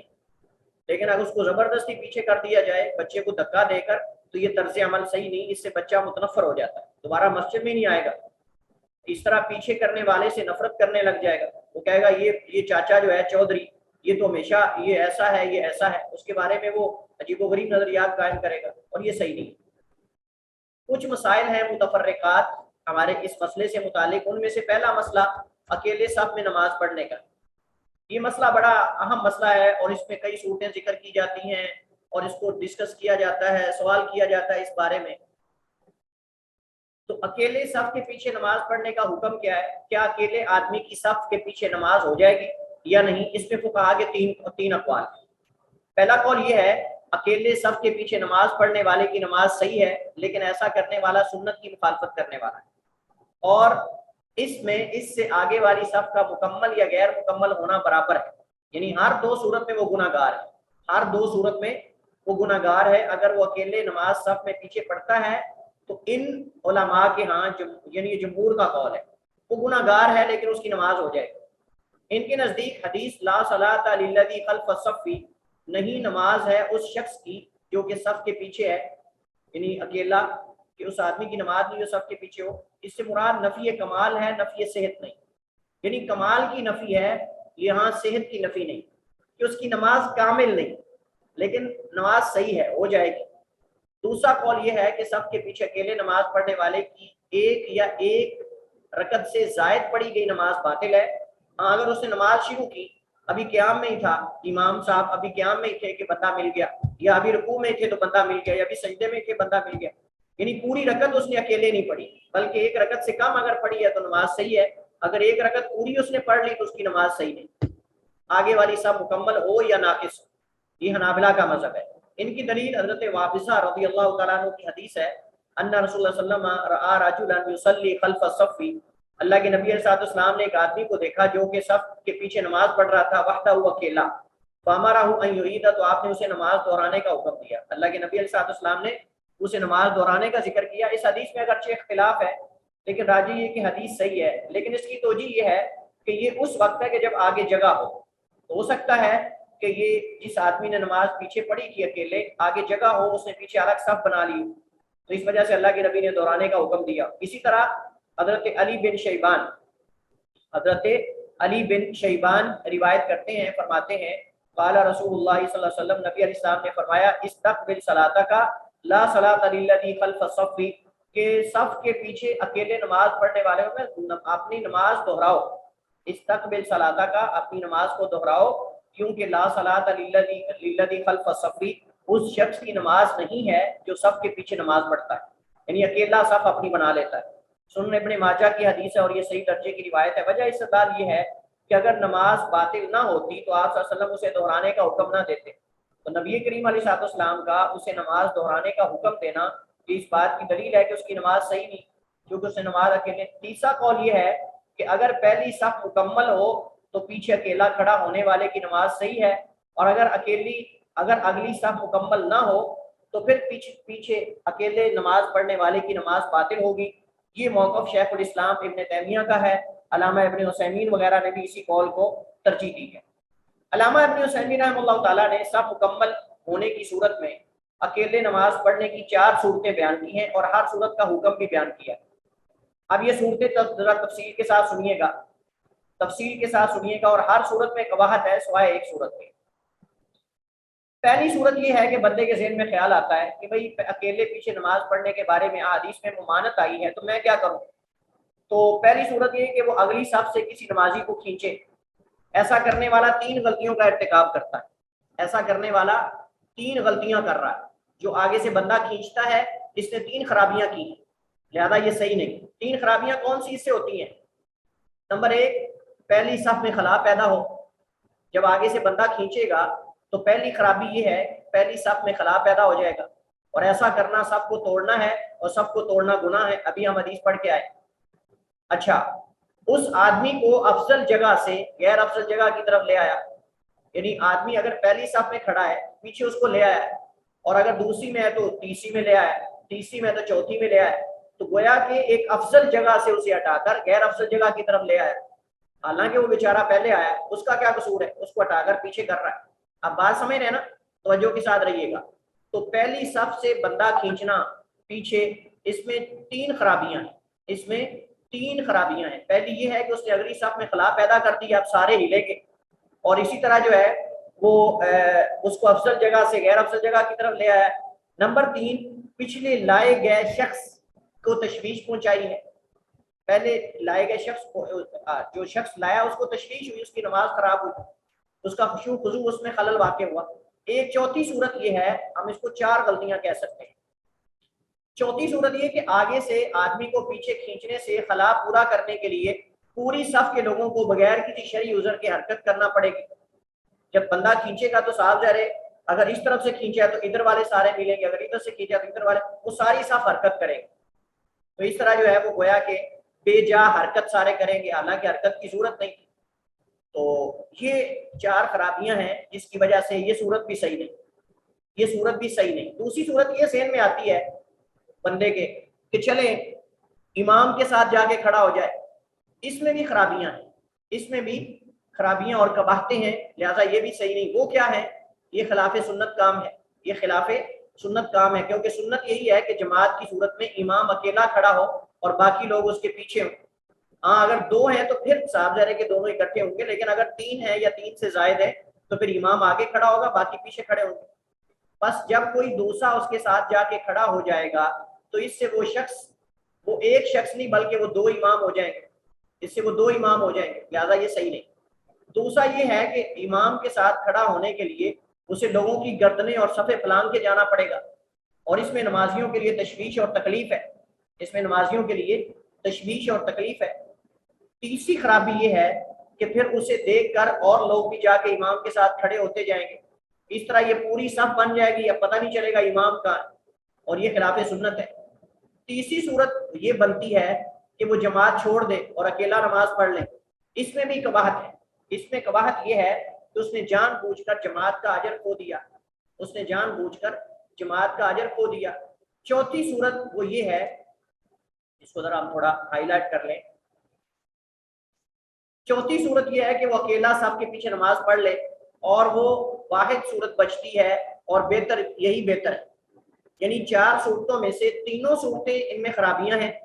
اور ان میں قباحتیں ہیں، جس وجہ سے نہیں کر سکتے ہم۔ چوتھی صورت ایک ہی بچتی ہے کہ وہ اکیلا صف کے پیچھے نماز پڑھ لے، اور یہی صورت صحیح ہے، کیونکہ اس کا صف کے پیچھے اکیلا نماز پڑھنا گزشتہ تمام غلطیوں کا ارتکاب کرنے سے بہتر ہے۔ اس کا صف کے پیچھے اکیلا نماز پڑھنا گزشتہ تمام غلطیوں کا ارتکاب کرنے سے بہتر ہے۔ اللہ تعالیٰ قرآن کریم میں فرماتا ہے فَاتَّقُوا اللَّهَ مَا اسْتَطَعْتُمْ، تم اللہ تعالیٰ سے ڈرتے رہو جتنی استطاعت، حسب استطاعت اللہ سے ڈرو۔ اب ڈر تو رہا ہے بیچارہ، لیکن اب کیا کرے، آگے اگلی صف میں جگہ ہی نہیں، اب کیا انتظار کرتا رہے، نماز ضائع کر دے؟ ایسا نہیں، راجے یہی ہے کہ اگر آگے والی صف مکمل ہو چکی ہو تو آنے والا پیچھے اکیلا نماز پڑھے، آگے سے کسی کو نہ کھینچے۔ اور جس حدیث میں رسول اللہ صلی اللہ علیہ وسلم نے صف کے پیچھے اکیلے نماز پڑھنے والے کوئی نماز کو دہرانے کا حکم دیا تھا، اس کی توجیہ یہ ہوگی کہ ممکن ہے کہ اگلی صف میں جگہ ہونے کے باوجود اس نے پیچھے نماز پڑھی ہو۔ مسئلہ نمبر 2، سجدہ شکر کے احکام۔ سجدہ شکر کے احکام، یعنی یہ آپ سمجھ لیں کہ نفل نماز میں سے ہے، اور میرے خیال میں ہم نے سجدہ شکر پڑھا نہیں تھا؟ جی سر پڑھا تھا۔ ہاں تو ٹھیک ہے، اس کو دوبارہ پڑھنے کی ضرورت نہیں، ہم نے وہاں تفصیل سے سجدہ شکر کے احکام اور مسائل پڑھے تھے، لہٰذا اس کو یہاں ہم ختم کر دیتے ہیں یہاں سے، اور اس کی ضرورت نہیں ہے۔ وہاں ہم نے اس سے بھی زیادہ تفصیل سے پڑھ چکے ہیں جب ہم نے سجدہ سہو وغیرہ کے احکام اور مسائل، سجدہ تلاوت کے احکام پڑھے تھے، تو لہٰذا اس کی ضرورت نہیں ہے۔ چلیے جی، اب ہم چلتے ہیں احادیث کی طرف، تو جلدی سے ذرا ہم احادیث سے گزرتے ہیں۔ آپ لوگ زندہ و دابندہ رہیں، ذرا جاگ کے رہیں، ایکٹیو رہیں اور ریلیکس رہیں، سونا نہیں بس، کیونکہ ان میں سے بہت ساری حدیث ہم پڑھ چکے۔ چلیے جی، مصنف رحمہ اللہ تعالیٰ 10واں باب یہاں قائم کر رہے ہیں، باب صلاۃ الجماعۃ والامامۃ۔ یہ باب ہے، بیان ہے نماز با جماعت اور امامت کے مسائل کا، یعنی اس میں مصنف وہ حدیث ذکر کریں گے جو جماعت اور امامت کے احکام اور مسائل کو بیان کرنے والی ہیں۔ حضرت عبداللہ بن عمر رضی اللہ تعالیٰ عنہما کی سب سے پہلی حدیث ہے، اللہ کے نبی علیہ السلام نے فرمایا کہ آدمی کا جماعت کے ساتھ نماز پڑھنا یہ افضل ہے اس کے اکیلے نماز پڑھنے سے 27 گنا، اور اگلی حدیث میں 25 گنا ہے۔ مختلف الفاظ ہیں، اس کی میں نے آپ کو توجیہ بتائی تھی کہ یا تو اللہ کے نبی علیہ السلام کو پہلے 25 بتایا گیا، بعد میں 27 بتا دیا گیا، یا پھر یہ نماز میں خشوع خضوع کے اعتبار سے، یا پھر یہ نماز میں خشوع اور خضوع کے اعتبار سے ہے۔ اگر خشوع خضوع زیادہ ہو تو پھر 27 گنا ہے، اور اگر خشوع خضوع کم ہو تو پھر اس سے کم ہے، اسبِ خشوع خضوع ہے۔ تو دونوں توجیہات صحیح ہے، لہذا حدیث میں تعارض نہیں ہے۔ آگے چلتے ہیں، یہ ہم حدیث پڑھ چکے ہیں۔ اسی طرح اللہ کے نبی علیہ السلام کی حدیث بھی ہم پڑھ چکے ہیں۔ اللہ کے نبی صاحب نے فرمایا کہ میرا ارادہ ہے کہ میں لکڑیاں اکٹھی کرنے کا حکم دوں، فیحتطب، تو یہ لکڑیاں اکٹھی کر دی جائیں، ثم آمر بالصلاۃ۔ اس میں کچھ الفاظ مختلف ہیں، اس میں کچھ اختلاف مختلف ہیں جو ہم نے حدیث وہاں پڑھی تھی، اس سے لہٰذا اس حدیث کو ہم پڑھ لیتے ہیں۔ ابو ہریرہ فرماتے ہیں کہ نبی علیہ السلام نے فرمایا والذی نفسی بیدہ، اس ذات کی قسم جس کے ہاتھ میں میری جان ہے۔ اس سے پتہ چلتا ہے کہ اللہ تعالیٰ کا ہاتھ ہے، اللہ تعالیٰ کا ہاتھ ہے، اور اللہ کی صفت ہے جیسے اللہ کے لائق ہے۔ اللہ تعالیٰ کی صفات کو اسی طرح مانیں گے جیسے کتاب و سنت میں وارد ہوئی ہیں، اس پہ ہم تعویل نہیں کریں گے، نہ تمثیل بیان کریں گے، تشبیہ دیں گے، نہ جو ہے وہ تعطیل کریں گے، بلکہ اسی طرح من و عن تسلیم کریں گے۔ لقد حممت، میں نے ارادہ کیا، ان آمرا کے حکم دوں، بحاطہ بن لکڑیاں اکٹھی کرنے کا، فیحتطب، لکڑیاں اکٹھی کر دی جائیں، ثم آمر بالصلاۃ، پھر میں نماز کا حکم دوں، فیؤذن لہا، اس کی اقامت کہہ دی جائے، ثم آمر رجلا، پھر ایک آدمی کو حکم دوں، فیؤم الناس، بس وہ لوگوں کی امامت کروائے، ثم اخالف الی رجال، پھر میں ان لوگوں کی طرف جاؤں، ثم اخالف، پھر میں ان لوگوں کی طرف جاؤں، لا یشهدون الصلاۃ، جو نماز میں حاضر نہیں ہوتے، فاحرق علیہم بیوتہم، تو ان پر ان کے گھروں کو جلا دو، والذی نفسی بیدی، اس ذات کی قسم جس کے ہاتھ میں میری جان ہے، لو یعلم احدہم، اگر ان میں سے کوئی ایک جان لے، اگر ان میں سے کوئی کسی کو علم ہو جائے، انہ یجد ارکا سمینا، کہ وہاں کوئی وہ گوشت یا کوئی موٹی ہڈی اس کو مل جائے گی، او مرماتین حسنتین، یا اس کو دو بڑی یعنی دو پائے مل جائیں گے، یعنی انہ بے شک وہاں وہ یجد ارکا سمینا کا معنی کوئی جو ہے وہ اس کو موٹی ہڈی مل جائے گی وہاں، او مرماتین حسنتین، یا دو پائے، کھریاں جس کو کہتے ہیں نا، جس کو ہمارے ہاں پائے بھی کہتے ہیں، کھریاں بھی کہتے ہیں، اس کو دو کھری یا پائے مل جائیں، لشاہد العشاء، عشاء، تو عشاء کی نماز میں وہ آئے گا۔ یعنی اگر اس کو کوئی دنیا کا تمع لالچ ہونا تو پھر آئے گا، لیکن نماز کے اندر زہد اختیار کرنے والے، تو یہ منافقین کا عمل ہے نماز سے پیچھے رہنا، لہٰذا یہاں الفاظ مختلف ہیں، باقی جو ہے وہ حدیث وہی ہے۔ تو مرماتین حسنتین یہ جو ہے وہ مختلف ہیں، باقی حدیث جو ہے وہ ہم پہلے پڑھ چکے ہیں۔ تو ارکن سمینن جو ہے موٹی ہڈی، اور مرماتین مراد دو کھریاں ہیں یعنی پائے، حسنتین اچھے یعنی عمدہ قسم کے، لشاہد العشاء، تو پھر عشاء میں آئے گا، متفق علیہ، لیکن یہ بخاری کے الفاظ ہیں۔ اچھا، اس کے بعد ہمارے پاس حدیث ہے وعنہ رضی اللہ عنہ، حضرت ابو ہریرہ سے روایت ہے، فرماتے ہیں رسول اللہ صلی اللہ علیہ وسلم نے فرمایا اثقل الصلاۃ علی المنافقین صلاۃ العشاء و صلاۃ الفجر، منافقین پر سب سے زیادہ بھاری نمازوں میں سے وہ نماز عشاء ہے، و صلاۃ الفجر، اور نماز فجر ہے، ولو یعلمون فیہما لاتوہما ولو حبوا، یہ ہم حدیث پڑھ چکے ہیں، اور یہ حدیث جو ہے وہ متفق علیہ ہے۔ یہاں ایک سوال ہے اور وہ سوال آپ لوگوں سے ہے۔ سوال یہ ہے کہ کیا منافق پر صرف یہ دو نمازیں باری ہیں؟ منافقین پر ساری ہی باری ہیں، ویسے سر وہ قسم سات نمازیں اصولاً ساری ہی باری ہیں منافقین کے اوپر، وہ قسم ساتتے ہوئے آتے ہیں، اس کے بارے میں حدیث میں آتا ہے کہ سستی کرتے ہیں نماز، ساری نمازیں ان پر باری ہیں، اس کی کیا دلیل ہے؟ سستی کرتے ہیں نماز کو، کبھی ڈیلے کریں گے، نہیں، حدیث میں کہاں دلیل ہے؟ حدیث میں کہاں دلیل ہے کہ ساری نمازیں ان پر باری ہیں؟ نہیں، اس حدیث میں تو عشاء اور فجر کا ہی ذکر ہے نا سر، یہ ذرا اس دور میں فجر پہ تو آپ بھی اٹھنا خیر بہت مشکل ہے، تھوڑا غور اس کریں، وقت بھی اندھیرا ہوتا تھا، اور تھوڑا غور کریں، حدیث پہ غور کریں، حدیث کے اندر ہی اس کا جواب ہے۔ اسکلا کھایا نا، اسکلا کا تو اس کا مطلب زیادہ بھاری، اس کا مطلب باقی نمازیں ساری باری ہیں لیکن سب سے زیادہ دو نمازیں، یہ اسکلا کا لفظ دلالت کر رہا ہے کہ نمازیں ان پر ساری باری ہیں لیکن ان میں سے زیادہ دو نمازیں باری ہیں، آپ سمجھ رہے ہیں نا؟ جی سر۔ یعنی اسکالو کا لفظ جو ہے یہ ہمیں بتا رہا ہے کہ ان پر نمازیں تو ساری ہی باری ہیں لیکن سب سے زیادہ بوجھل دو نمازیں، باری میں سے بھی زیادہ باری، بوجھل میں سے بھی زیادہ ثقیل، میں سے بھی زیادہ ثقیل دو نمازیں۔ اس حدیث کے اندر موجود ہے کہ منافقین جو ہیں ان کو تمام نمازیں باری لگتی ہیں لیکن ان میں سے 2 نمازیں جو ہے یہ زیادہ باری ہیں۔ اچھا ان 2 نمازوں میں کیوں وہ سستی کرتے ہیں، یا ان 2 نمازوں کے بارے میں وعید کیوں بیان ہوئی ہے، ان میں پیچھے کیوں نہیں رہنا چاہیے؟ اس کی علماء نے کئی وجوہات بتائی۔ ایک تو میں نے آپ کو یہ بتایا تھا کہ ایک تو چونکہ یہ سونے کا وقت ہوتا ہے، آرام کا وقت ہوتا ہے اس وجہ سے، اور دوسرا یہ ہے کہ اس میں ریاکاری کم ہوتی ہے، اس میں ریاکاری کم ہوتی ہے، اور منافق جو ہے وہ صرف ریاکاری کے لیے آتا ہے، منافق جو ہے وہ صرف ریاکاری کے لیے آتا ہے، لہذا جو شخص بھی ریاکاری کرنے والا ہے وہ ان 2 نمازوں میں کم آئے گا، یہ بات ذہن میں رکھیں۔ جو شخص بھی ریاکار ہے، کسی مقصد کے لیے نماز پڑھتا ہے، کسی غرض کے لیے نماز پڑھتا ہے، وہ ان 2 نمازوں میں پیچھے رہے گا، وہ ان 2 نمازوں میں پیچھے رہے گا، چونکہ اس کو پتا ہے کہ ان 2 نمازوں میں ریاکاری کم ہوتی ہے۔ اس دور کے اندر اندھیرا ہوتا تھا، اس دور کے اندر اندھیرے ہوتے تھے، اور اندھیرے میں نہیں پتا چلتا تھا کہ وہ آیا ہے کہ نہیں، لیکن صبح روشنی میں تو پتا چلتا کہ فلاں چودھری صاحب آئے ہیں، فلاں صاحب آئے، فلاں صاحب آئے، تو اس میں عموماً لوگ توجہ بھی نہیں دیتے، تو اس وجہ سے اس کو یہ جو ہے وہ بتایا گیا ہے کہ تاکہ وہ یعنی پیچھے اس وجہ سے رہتے تھے کہ ان 2 نمازوں میں پتہ نہیں چلتا تھا، اور باقیوں میں آتے تاکہ پتہ چل جائے کہ یہ مومن مسلمان ہے، دھوکہ دینے کے لیے۔ اچھا اس کے بعد ہمارے پاس جو ہے وہ اگلی حدیث ہے، اس حدیث کا عنوان ہے کہ اس شخص پر جماعت میں آنا واجب ہے جس تک اذان پہنچتی ہو، اس شخص پر نماز با جماعت کے لیے آنا مسجد میں لازم ہے جس تک آواز پہنچتی ہو، اور یہ نبینا صحابی کی حدیث ہے جس نے کہا میرے لانے والا کوئی نہیں۔ حدیث ہم پڑھ چکے ہیں، آگے چلتے ہیں۔ حضرت عبداللہ بن عباس رضی اللہ تعالیٰ عنہما فرماتے ہیں کہ نبی علیہ السلام سے بیان کرتے ہیں، آپ نے فرمایا من سمع النداء، جس نے اذان سنی فلم یاتی، اور نماز کے لیے نہ آیا، فلا صلاۃ لہ، اس کی کوئی نماز نہیں، الا من عذر، اگر کوئی عذر ہے تو اس کی نماز ہو جائے گی بغیر جماعت کے، لیکن اگر وہ باوجود اذان سننے کے جماعت کے ساتھ نماز پڑھنے کو نہیں آتا تو اس کی نماز نہیں ہے۔ اس حدیث کے مرفوع اور موقوف ہونے میں اختلاف ہے،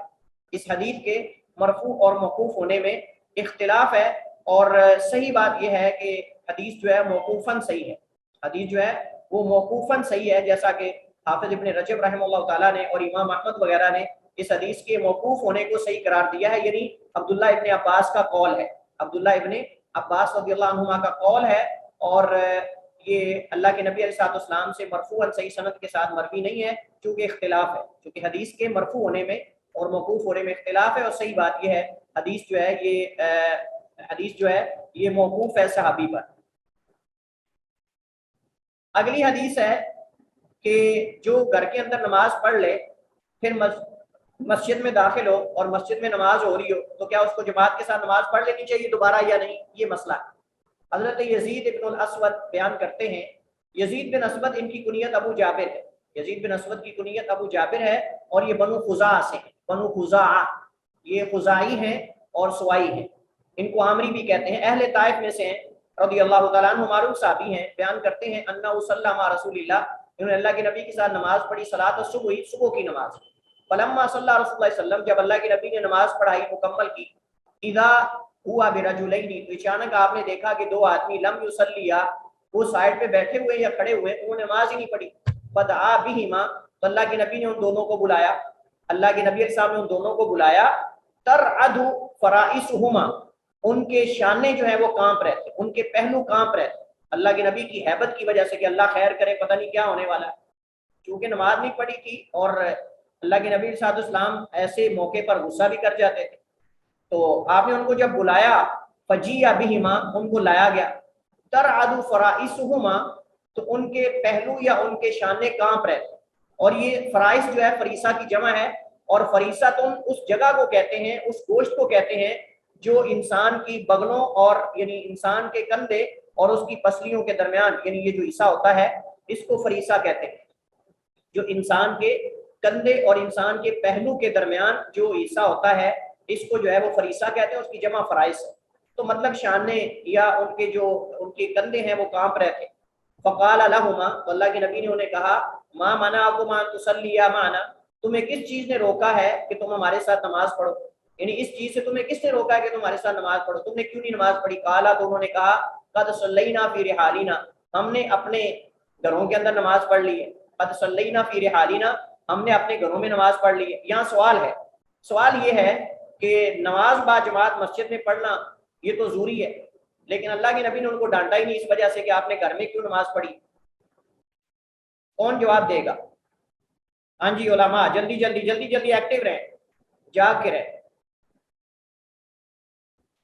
سر ہو سکتا ہے کہ انہوں نے گھر میں باجماعت نماز پڑھی ہو. تو گھر میں یہی تو مسئلہ ہے. اللہ کے نبی سے ہم نے تو فرق نہیں کیا کہ گھر میں نماز باجماعت پڑھے یا نہیں پڑھے. آپ نے کہا میں گھر چلا دوں جو مسجد میں نہیں آئے. سر یہ بھی ہوتا ہے کہ بارش ہو رہی ہو یا کوئی سفر میں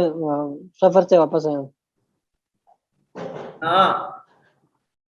دیکھیے اس میں دو علماء نے توجیحات پیش کی ہیں. پہلی توجیح تو یہ ہے کہ ہو سکتا ہے کہ وہ صاحب آزار ہو, ان کے پاس کوئی عذر ہو, ان کے پاس کوئی گھر میں نماز پڑھنے کا عذر ہو. اور عذر کیا ہو سکتا ہے؟ عذر میں سے دوسرا جواب یہ ہے کہ ہو سکتا ہے ان کے گھر دور ہوں, ان کے گھر دور ہوں اور ان تک اذان کی آواز نہ پہنچتی, ان کے گھر دور ہوں اور ان تک نماز کی اذان کی آواز نہ پہنچتی ہو, تو انہوں نے گھر میں نماز باجماعت پڑھ لی ہو یا اپنے وہاں مطلب گھر میں پڑھ لی ہو, اکٹھے نماز باجماعت پڑھ لی ہو, یا جیسے بھی ہے ان تک اذان کی آواز نہ پہنچتی ہو. مسجد میں اس وجہ سے آئے کہ اللہ کے نبی سے ملاقات کرے یا اللہ کے نبی سے کوئی سوال کرنا ہوگا, کوئی بھی وجہ ہو سکتی, تو لہٰذا ان کا عذر ہو سکتا ہے. تو شرعی عذر کوئی بھی ہو سکتا ہے, یا تو یہ ہو سکتا ہے شرعی عذر کہ ان تک اذان کی آواز نہیں پہنچتی, یا پھر اس کے علاوہ کوئی اور بھی عذر ہو سکتا ہے. تو اس وجہ سے انہوں نے نماز نہیں پڑھی. تو انہوں نے کہا قد صلینا فی رحالنا, تحقیق ہم نے نماز پڑھ لی اپنے گھروں میں. قالا, تو آپ نے فرمایا فلا تفعلا. تو یہ فلا تفعلا کا مطلب یہ نہیں ہے کہ تم دوبارہ وہاں گھر میں نماز نہ پڑھنا. مطلب یہ فلا تفعلا, اگر تم دوبارہ ایسا کرو کہ نماز پڑھ چکے ہو اور مسجد میں آؤ اور نماز ہو رہی ہو, تو تم مسجد میں نماز کے ساتھ مل جاؤ, پیچھے نہ بیٹھے رہو,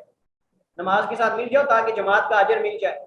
یہ تمہاری نفل ہو جائے گی. فلا تفعلا, تو ایسا نہ کرو کہ پیچھے نہ کھڑے رہنا. اذا صلیتما فی رحالکما, جب تم اپنے گھروں میں نماز پڑھ لو, ثم ادرکتما, پھر تم پارو امام کو, یعنی وہ نماز پڑھا رہا ہو, ولم یصلی, اور ابھی تک اس نے نماز نہیں پڑھی, فصلیا معہ, تو اس کے ساتھ تم بھی نماز پڑھ لو. فإنہا لکما نافلہ, تو یہ تمہارے لیے نفلی شمار ہوگی, تو یہ تمہارے لیے نفلی نماز جو ہے وہ شمار ہوگی. اور یہ حدیث جو ہے, اس حدیث کی سند میں اگرچہ کلام ہے, اس حدیث کی سند میں اگرچہ کلام ہے, لیکن صحیح بات یہ ہے کہ شیخ البانی رحمہ اللہ تعالیٰ اور علماء نے حدیث کو مطابعت اور شواہد کی بنیاد پہ حسن قرار دیا ہے. اس حدیث کو شواہد کی بنیاد پہ حسن قرار دیا ہے. اور اس طرح کی حدیث جو ہے وہ صحیح مسلم کے اندر حضرت ابو ذر سے بھی مروی ہے, حضرت ابو ذر سے بھی مروی ہے اس طرح کی, جو اس کی تائید کرتی ہے, جو اس کی تائید کرتی ہے. آگے حدیث ہے حضرت ابو ہریرہ رضی اللہ تعالیٰ عنہ کی. ابو ہریرہ رضی اللہ تعالیٰ عنہ فرماتے ہیں کہ نبی علیہ الصلوۃ والسلام نے فرمایا انما جعل الامام لیؤتم بہ, بے شک امام تو اس وجہ سے بنایا جاتا ہے تاکہ اس کی اقتداء کی جائے. فاذا کبر فکبروا, جب امام تکبیر کہے تو تم بھی تکبیر کہو. ولا تکبروا, اس وقت تک تکبیر نہ کہو حتی یکبر, حتی کہ امام تکبیر کہہ لے. واذا رکع فرکعوا, جب امام رکوع کرے تو تم بھی رکوع کرو. ولا ترکعوا حتی یرکع, یعنی امام سے سبقت نہ لے جاؤ, امام سے سبقت نہ لے جاؤ. ولا ترکعوا, نہ تم رکوع کرو حتی یرکع, تاکہ وہ رکوع کر لے. وَإِذَا قَالَ سَمِعَ اللَّهُ لِمَنْ حَمِدَهُ, اور جب امام سمع اللہ لمن حمیدہ کہے, فَقُولُوا, تو تم کہو اللہم ربنا لک الحمد, اللہم ربنا لک الحمد, تم یہ کہو, سمع اللہ لمن حمیدہ نہ کہو. لیکن بعض حدیث میں سمع اللہ لمن حمیدہ کہنے کا بھی ذکر موجود ہے, لہذا دونوں طرح درست ہے. اگر سمع اللہ لمن حمیدہ ربنا ولک الحمد کہہ لے مفتی تب بھی ٹھیک ہے, اگر وہ ربنا ولک الحمد کہہ لے تو انشاءاللہ تب بھی ٹھیک ہے, کیونکہ دونوں طرح کی حدیث وارد ہوئی. فرمایا کہ وَإِذَا قَالَ سَمِعَ اللَّهُ لِمَنْ حَمِدَهُ, جب امام سمع اللہ لمن حمیدہ کہے تو تم کہو اللہم ربنا لک الحمد. وَإِذَا سَجَدَ فَاسْجُدُوا, جب امام سجدہ کرے تو تم بھی سجدہ کرو. وَلَا تَسْجُدُوا حَتَّى يَسْجُدْ, اور نہ تم سجدہ کرو حتیٰ کہ امام سجدہ کر لے. یہ تو فرمایا وَإِذَا صَلَّى قَائِمًا فَصَلُّوا قِيَامًا, اور جب امام کھڑے ہو کر نماز پڑھائے تو تم بھی کھڑے ہو کر نماز پڑھو. وَإِذَا صَلَّى قَاعِدًا, اور جب امام بیٹھ کر نماز پڑھائے تو تم بیٹھ کر نماز پڑھو. قعودًا اجمعین, تم پڑھو نماز بیٹھنے کی حالت میں سارے کے سارے. یہ حدیث سنن نبی داؤد میں ہے.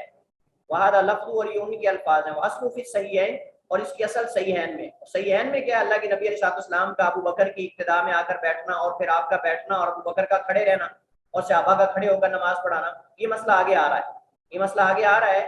امام اگر کھڑے ہو کے نماز پڑھائے گا تو کھڑے ہو کے, بیٹھ کر اگر امام پڑھائے تو کیا ہم بھی بیٹھ کر پڑھیں گے یا نہیں, کس صورت میں, اس کی تفصیل آگے انشاءاللہ آ رہی ہے, وہاں ذکر کریں گے اس مسئلے کو. چونکہ ہم نے پہلے نہیں پڑھا, اس مسئلے کو آگے حدیث آ رہی ہے انشاءاللہ, تو آگے اس مسئلے کو ذکر کریں گے. لیکن یہاں جو مسئلہ ثابت ہوتا ہے وہ یہ ہے کہ امام کی ابتدا جو ہے وہ اس کے جو ہے وہ اقوال و افعال میں اس کی ابتدا, مطلب یہ ہے حرکات کے اندر, اگر امام جو ہے وہ رکوع میں جا رہا ہے تو اس کے ساتھ رکوع میں جائیں، لیکن اس کی 3 صورتیں ہیں، اس کی 3 صورتیں ہیں. ایک تو یہ ہے کہ آگے اس سے پڑھنے کی کوشش کریں، یہ بھی جائز نہیں. دوسرا بالکل امام کے ساتھ جائیں، یہ بھی صحیح نہیں. تھوڑا سا امام سے پیچھے پیچھے رہیں، کیونکہ فا جو ہے یہ تاکید کے لیے، فا جو ہے یہ ترتیب کا فائدہ دے رہی ہے. فا جو ہے ترتیب کا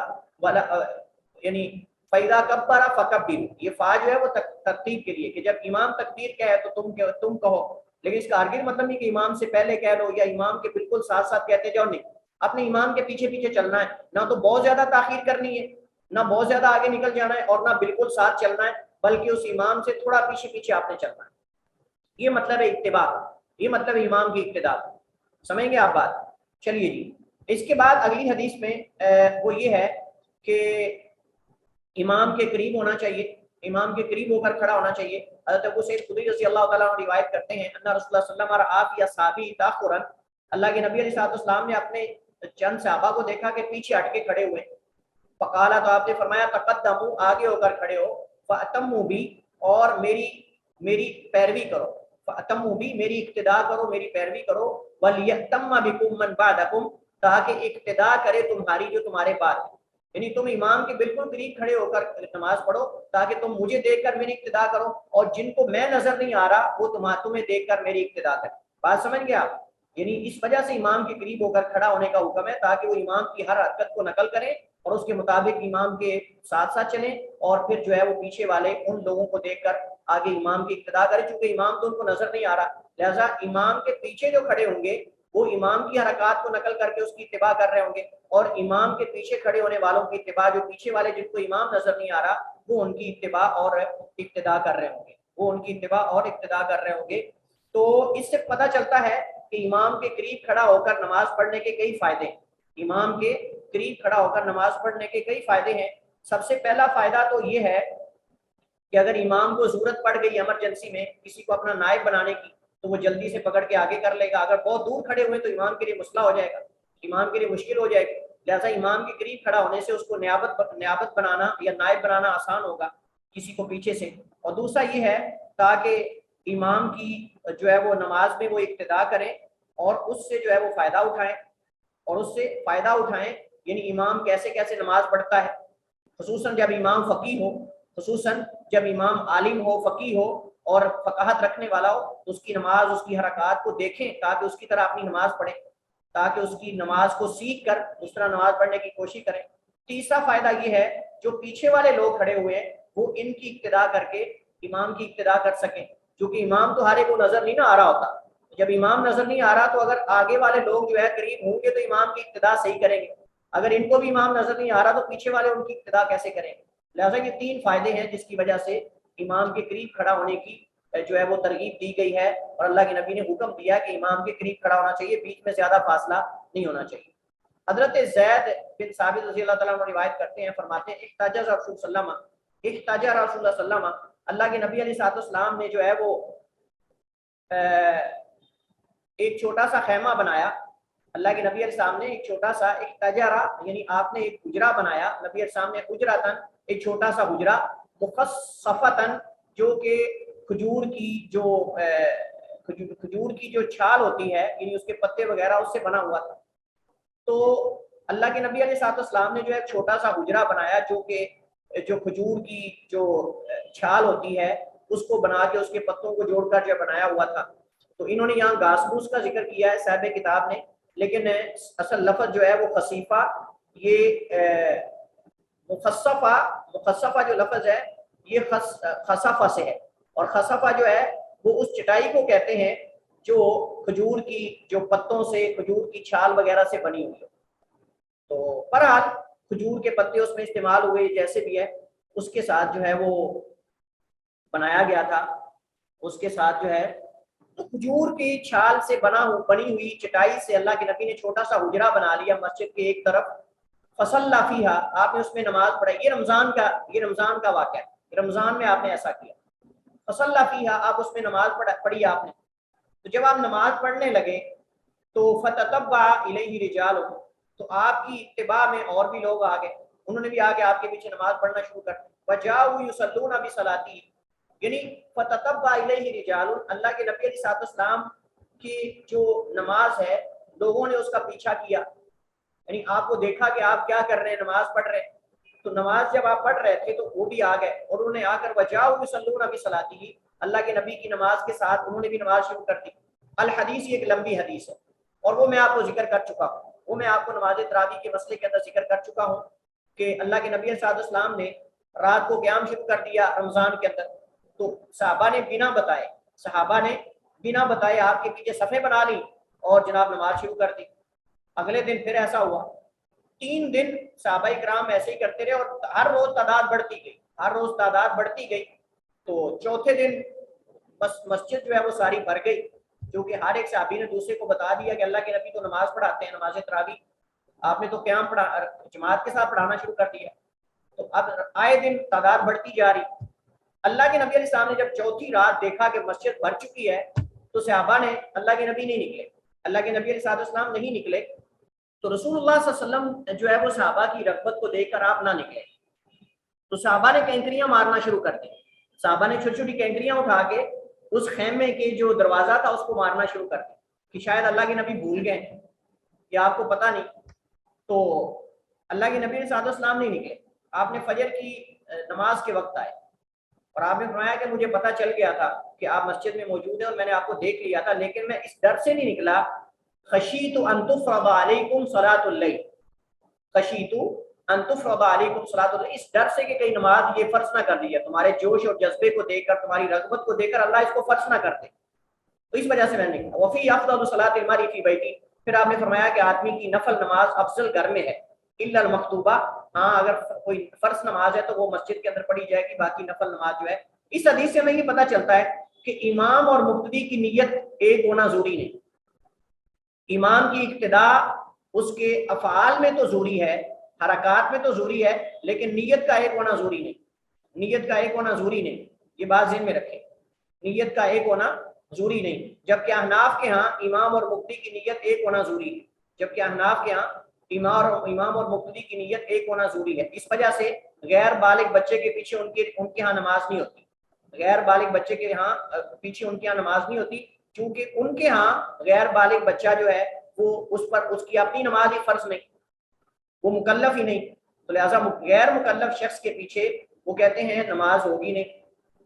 جبکہ صحابی عمر بن سلمہ کا واقعہ ہم پڑھ چکے ہیں، فرض نماز اپنی قوم کو پڑھاتے تھے۔ بس مسئلہ یہ ہے کہ جب قیاس رائیاں آ جاتی ہیں، جب تقلید آ جاتی ہے تو پھر صحیح حدیث کو بھی انسان رد کر دیتا ہے، اللہ المستعان۔ حضرت جابر رضی اللہ تعالی عنہ کی حدیث ہے، فرماتے ہیں حضرت معاذ کی حدیث، وہی جو ابھی ہم پڑھ کے آئے، والشمس وضحاها وسبح اسم ربک الاعلی، لہذا اس کو سکپ کرتے ہیں، آگے چلتے ہیں۔ حضرت عائشہ رضی اللہ تعالی عنہ، یہاں میں نے بتایا تھا کہ اس حدیث میں فائدہ ذکر کروں گا کہ نماز ہلکی پڑھانی چاہیے، لمبی نماز نہیں پڑھانی چاہیے، اس میں کئی حکمتیں ہیں، اس میں کئی حکمتیں ہیں۔ سب سے پہلی بات تو یہ ہے کہ ایک تو اس میں مقتدی کے ساتھ نرمی ہے، مقتدی کے ساتھ شفقت ہے، نماز ہلکی پڑھانے میں، نماز تخفیف کے ساتھ پڑھانے میں مقتدی پر نرمی اور شفقت ہے، اور اللہ کے نبی صلی اللہ علیہ وسلم یہ کرتے تھے۔ اور دوسرا یہ ہے کہ لوگوں کو نماز کی طرف لانا اصل مقصود ہے، کہ لوگ کہیں گے جی نماز کو اتنا بڑا ٹائم نہیں لیتی، نماز جو ہے وہ مختصر ہی ہوتی ہے، اس پہ کون سا ٹائم لگتا ہے، اس سے لوگوں کے دل کے اندر نماز کی محبت پیدا ہو۔ اگر نماز درمیانی ہو، ہلکی ہو، زیادہ لمبی نماز نہ ہو تو لوگ کہیں گے یار اس پہ کون سا ٹائم لگتا ہے اور کوئی وقت درکار نہیں ہے اور لذت آتی ہے، اور پڑھنے والا بھی اچھا ہو، قرات کرنے والا بھی اچھا ہو، اور نماز جو ہے وہ درمیانی ہو، زیادہ بالکل مختصر بھی نہ ہو اور بالکل لمبی بھی نہ ہو، تو لوگوں کے دل میں نماز کی محبت بڑھتی ہے۔ تو ایک تو لوگوں پہ آسانی کرنا، لوگوں پہ شفقت کرنا، اور دوسرا لوگوں کو نماز سے جوڑنا، اور تیسرا وہ یہ ہے کہ لوگوں کو جو ہے وہ نماز با جماعت پہ قائم رکھنا، لوگوں کو نماز با جماعت پہ قائم رکھنا، کہیں یہ نہ ہو کہ لوگ نماز با جماعت سے متنفر ہو جائیں، کہ لوگ نماز با جماعت سے متنفر نہ ہو جائیں، تو ان کو اس وجہ سے نماز ہلکی پڑھانا تاکہ وہ جماعت کے ساتھ جڑے رہیں اور نماز با جماعت کی ان کو عادت پڑ جائے۔ تو یہ 3 مقاصد ہیں نماز با جماعت میں، نماز کو ہلکا کرنے اور نماز میں طول نہ دینے کی وجہ سے۔ اچھا، اس کے بعد ہمارے پاس حدیث ہے حضرت عائشہ رضی اللہ تعالی عنہا کی، حضرت عائشہ رضی اللہ تعالی عنہا کی حدیث ہے، اور اس حدیث میں نبی علیہ الصلوۃ والسلام کی بیماری کی حالت میں حضرت ابو بکر کی ابتداء میں نماز پڑھنے کا، عن عائشہ رضی اللہ تعالیٰ عنہ فی قصۃ صلاۃ رسول اللہ بالناس وهو مریض، نبی علیہ الصلوۃ والسلام کے لوگوں کو نماز پڑھانے کا قصہ اس میں ہے، وهو مریض، اس حال میں کہ جب آپ مریض تھے۔ تو آپ وہ جو واقعات سنتے رہتے ہیں، واقعات متبادل سے بھی پڑھتے رہتے ہیں۔ اللہ کے نبی صلی اللہ علیہ وسلم نماز کا وقت ہو گیا لیکن آپ سے اٹھا نہیں جا رہا۔ اللہ کے نبی صلی اللہ علیہ وسلم ایک دفعہ غسل کیا، پھر آپ بے ہوش ہو گئے، پھر آپ نے غسل کیا، جب آنے کا ارادہ کیا، پھر آپ بے ہوش، 3 دفعہ آپ پہ غشی طاری ہوئی۔ پھر آپ نے فرمایا مرو ابا بکر فلیصلی بالناس، کہ جاؤ ابو بکر کو حکم دو نماز پڑھائیں۔ حضرت عائشہ کہنے لگی میں نے کہا اللہ کے رسول، ابو بکر بڑے نرم دل ہیں، ان کو رونا آ جاتا ہے۔ تو حضرت اللہ کے نبی مانتے ہیں کہ تم تو یوسف والیاں ہو، یعنی تم تو یوسف علیہ السلام کے ساتھ جیسے عورتوں نے کیا، تم عورتوں کا تو کام یہ ہے، یعنی مقصد یہ تھا کہ جو میں کہہ رہا ہوں وہی کرو، اپنی باتیں بیچ میں شامل نہ کرو۔ اور اس کا مقصد کیا ہے؟ یعنی حضرت عائشہ رضی اللہ تعالیٰ عنہ کو اللہ کے نبی کا یہ فرمانا کہ تم تو یوسف والی ہو، مطلب یہ ہے کہ حضرت عائشہ جو ہے وہ اللہ کے نبی کو اور زیادہ پکا کر رہی تھی کہ آپ ابو بکر کو امامت کا کہیں۔ سمجھ رہے نا آپ بات کو؟ یہاں اشارہ ہے کہ ابو بکر ہی اہل ہے امامت کے، ابو بکر ہی اہل امامت کے۔ تو اللہ کے نبی نے کہا کہ تم تو یوسف والیاں ہو، مطلب یہ کہ آپ نے اشارہ کیا کہ حضرت عائشہ کہہ رہی کہ وہ ان کو ہم کہتے ہیں نا کہ یہ کام نہ کرو، تو اللہ کے نبی صلی اللہ علیہ وسلم چونکہ اس کیفیت میں تھے تو آپ نے کہنا ہی تھا کہ ابو بکر کو کہو، پھر ابو بکر کو کہو۔ تو آپ نے فرمایا کہ یعنی حضرت عائشہ چاہ رہی تھی کہ لوگوں کو پتہ چل جائے کہ ابو بکر کا کیا مقام ہے، ابو بکر کا کیا مقام ہے، حالانکہ پتہ تھا لوگوں کو، لیکن وہ چاہ رہی تھی کہ اور زیادہ ابو بکر کی اہمیت واضح ہو، اس وجہ سے آپ سمجھ گئے آپ میں کہ تم تو یوسف والی۔ بہرحال تو کالا تو فرماتی ہیں اللہ کے نبی کو پھر فاقہ ہوا، ابو بکر نماز پڑھا رہے تھے، اللہ کے نبی کو فاقہ ہوا، فجاء ابو بکر آئے حتی جلس عن یساری، اللہ کے نبی علیہ السلام جو ہے وہ حضرت ابو بکر کے جو ہے وہ بائیں جانب آ کے بیٹھ گئے، یعنی ابو بکر آپ کے دائیں ہو گئے اور آپ اس کے بائیں جانب بیٹھ گئے، تو اس کا مطلب یہ ہے تو آپ امام ہو گئے۔ فکان یصلی بالناس جالسا، تو اللہ کے نبی لوگوں کو بیٹھ کے نماز پڑھا رہے تھے، ابو بکر قائما، ابو بکر کھڑے ہوئے، یقتدی ابو بکر بصلاۃ النبی، ابو بکر نبی کی نماز کی اقتدا کر رہے تھے اور لوگ ابو بکر کی اقتدا کر رہے تھے، لہٰذا لوگ کھڑے ہو کے پڑھ رہے تھے، ابو بکر بھی کھڑے ہو کر پڑھ رہے تھے اور اللہ کے نبی علیہ السلام بیٹھے ہوئے تھے۔ آپ صورت مسئلہ سمجھ گئے؟ اللہ کے نبی تشریف لائے، ابو بکر نماز پڑھا رہے تھے، اللہ کے نبی آ کر حضرت ابو بکر کے بائیں جانب بیٹھ گئے۔ آپ جانتے ہیں امام جو ہے وہ مقتدی کو اپنی دائیں جانب کرتا ہے، تو ابو بکر اللہ کے نبی کے دائیں جانب ہو گئے اور آپ امام بن گئے اللہ کے نبی علیہ السلام۔ تو ابو بکر نبی کی اقتدا کر رہے تھے اور ابو بکر کی اقتدا لوگ کر رہے تھے، تو اس وجہ سے ابو بکر بھی کھڑے ہوئے تھے اور جو ہے وہ رسول اللہ صلی اللہ علیہ وسلم بھی پیچھے لوگ بھی کھڑے ہوئے تھے۔ اب سوال یہ ہے کہ ہم نے پیچھے حدیث پڑھی ہے کہ جب امام بیٹھ کر پڑھے تو تم بھی سارے بیٹھ کے پڑھو، تو لیکن یہاں تو ابو بکر بھی کھڑے ہوئے، حالانکہ ابو بکر کو بیٹھنا چاہیے تھا۔ کون بتائے گا آپ میں سے اس کا جواب؟ جی جلدی سے۔ سر وہ میرا خیال ہے رسول اللہ صلی اللہ علیہ وسلم مریض تھے نا اس وقت، تو انہوں نے اس لیے بیٹھ کے نماز پڑھی، تو اس لیے ابتدا نہیں کی۔ امام جب بیٹھ کے نماز پڑھائے گا تو وہ مریض ہی ہوگا نا، خوشی سے تھوڑا ہی نماز بیٹھ کر پڑھائے گا۔ آپ نے کہا کہ جب امام بیٹھ کے پڑھائے تو ہم سارے بیٹھ کے پڑھو، یہاں تو ابو بکر بھی کھڑے ہوئے ہیں، سارے پیچھے کھڑے ہوئے ہیں، یہ حدیث بھی متفق علیہ اور وہ حدیث بھی صحیح ہے۔ اب اس میں تعارف کیسے ختم ہوگا؟ کون بتائے گا آپ میں سے؟ اور ٹرائی کریں۔ شیخ کیفیت پہ ڈیپینڈ کرتا ہے۔ کیفیت پہ؟ کیا کیفیت ہے؟ سر پچھلی حدیث میں جو بیٹھنے کا ذکر ہے وہ نماز کے افعال میں سے نہیں ہے، جس طرح آپ نے فرمایا جب سجدہ کرے سجدہ کرو، رکوع کرے رکوع کرو، جب بیٹھے تو اس میں آتا ہے تشہد میں بیٹھے گا، تشہد میں تو آپ تشہد میں بیٹھے جب گا، امام اس میں نماز تو وہ بیٹھ کے پڑھائے مولوی صاحب، جب امام نماز بیٹھ کے پڑھاؤ تم سارے بیٹھ کے پڑھو، حدیث واضح ہے۔ آپ کہہ رہے ہیں اس میں ویسے بیٹھنے کا ذکر ہے، کیا سنائیں؟ کیونکہ ان کے پہلے امام تو حضرت ابو بکر تھے، وہ پہلے سے پڑھا رہے تھے۔ کیا کیا؟ ان کے پہلے امام تو حضرت ابو بکر رضی اللہ عنہ تھے، انہوں نے شروع کر دی ہوئی تھی۔ احسنتی یا عریشہ، احسنتی، ویری گڈ، آپ نے بالکل صحیح جواب دیا ہے۔ تو دیکھیے لوگ اقتدا کر رہے تھے آغاز میں ابو بکر رضی اللہ تعالیٰ عنہ، لہٰذا اگر نماز شروع کرنے کا اعتبار ہوگا، نماز شروع کرنے کا اعتبار ہوگا، اگر نماز شروع کرتے ہوئے امام نے کھڑے ہو کر نماز شروع کی، امام نے کھڑے ہو کر نماز شروع کروائی، لیکن درمیان میں اس کو کوئی مسئلہ بن گیا، امام صاحب کو بیٹھ گئے اور بیٹھ کے پڑھانے لگ گئے، اب لوگ کھڑے ہو کر پڑھے۔ توجہ کے ساتھ ذرا مسئلہ سنیے گا، اگر امام نے نماز کا آغاز کھڑے ہو کر کیا ہے، اگر امام نے نماز کا آغاز کھڑے ہو کر کیا لیکن درمیانے نماز میں جا کے اس کو کوئی عارضہ لاحق ہو گیا, کوئی بیماری لاحق ہوگی, درد ہونا شروع ہو گیا, امام بیٹھ گیا, اب لوگ کھڑے ہو کر پڑھیں گے, امام بیٹھ کے پڑھے گا, چونکہ جو اعتبار ہے وہ آغاز کا ہے. نماز یہاں نماز کی جو کیفیت ہے اس کے اندر آغاز کا اعتبار ہوگا. تو چونکہ لوگوں نے ابو بکر کی ابتدا کی تھی اور ان کے اصل امام ابو بکر تھے, تو ابو بکر بھی کھڑے ہوئے ہیں, لوگ بھی سارے کھڑے ہوئے ہیں, اور اللہ کے نبی علیہ السلام بعد میں آئے. ایک تو صورت یہ ہے. بعض علماء نے کہا کہ نہیں, یہ اس وقت ہے کہ جب امام جو ہے وہ راتب امام ہو, مستقل امام ہو, اور اس کی جگہ کوئی اور دوسرا امامت کا مستحق نہ ہو, اس کے برابر کا نہ ہو. جب امام افضل ہے اور اس کے برابر کا کوئی دوسرا اور امام نہیں, اور امام مستقل امام ہے, تو اس وقت ہے اگر اس کی بیماری کے زائل ہونے کا ڈر ہو, زائل ہونے کا امکان ہو, امام کی بیماری کے زائل ہونے کا, ختم ہونے کا امکان ہو, تو اس امید سے وہ نماز پڑھائے کہ شاید درمیان میں ٹھیک ہو جائے یا قریب قریب ٹھیک ہو جائے, ایک دو نمازوں کے بعد ٹھیک ہو جائے, تو پھر وہ اس صورت میں پڑھائے گا. لیکن اگر ایک امام کے بارے پتہ چل رہا ہے کہ اس کی ٹانگ ہی نہیں, یا وہ پکا مریض ہو چکا ہے, اب اس کے لیے نماز کھڑے ہو کے پڑھانا صحیح نہیں, تو پھر وہ اس کیفیت میں نماز نہیں پڑھائے گا. اگر اس کو پتہ ہے کہ ایک دو نمازوں کے بعد صحیح ہو جائے گا اور اس کی جگہ کوئی دوسرا پڑھانے والا بھی نہیں, تو پھر وہ اس انداز میں پڑھائے گا. اور پھر اگر وہ امام بیٹھ کے پڑھاتا ہے تو سارے بیٹھ کے پڑھیں گے, اور اگر وہ کھڑے ہو کے پڑھاتا ہے تو کھڑے ہو کے پڑھیں گے, پھر وہ حدیث پہ عمل ہوگا. اور بعض علماء نے کہا کہ امام کا تو عذر ہے کہ وہ کھڑے ہو کے پڑھ نہیں سکتا, لیکن پیچھے والوں کا کیا عذر ہے, لہذا وہ کھڑے ہو کے پڑھیں گے.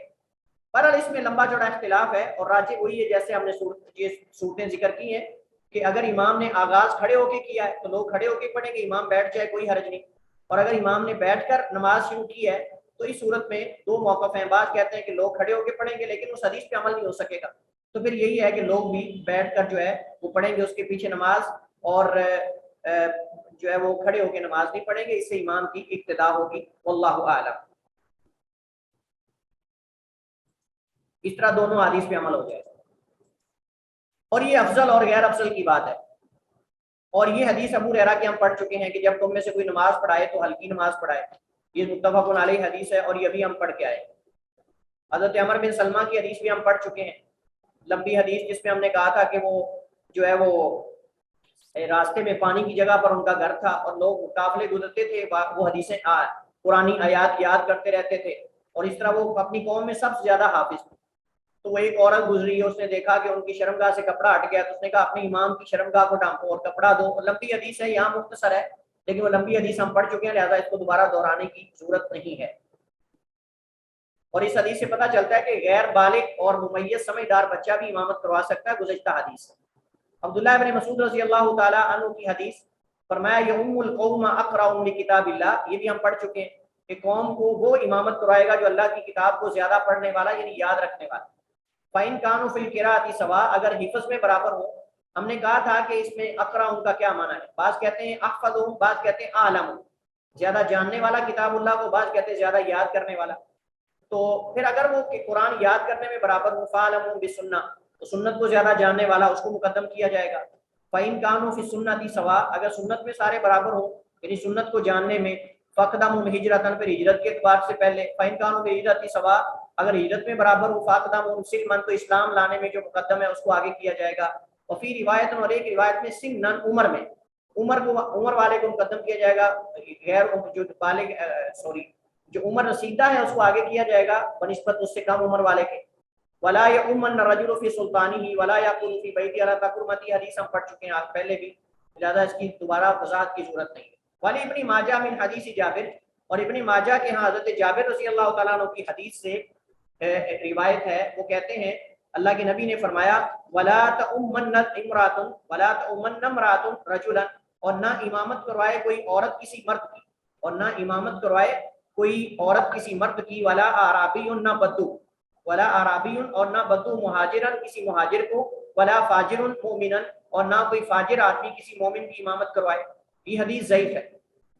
یہ حدیث جو ہے وہ ضعیف ہے, اور اس کے ضعیف ہونے کی جو ہے وہ کئی علتیں ہیں. سب سے پہلے اس میں عبداللہ بن محمد العدوی راوی جو ہے یہ متروک الحدیث ہے.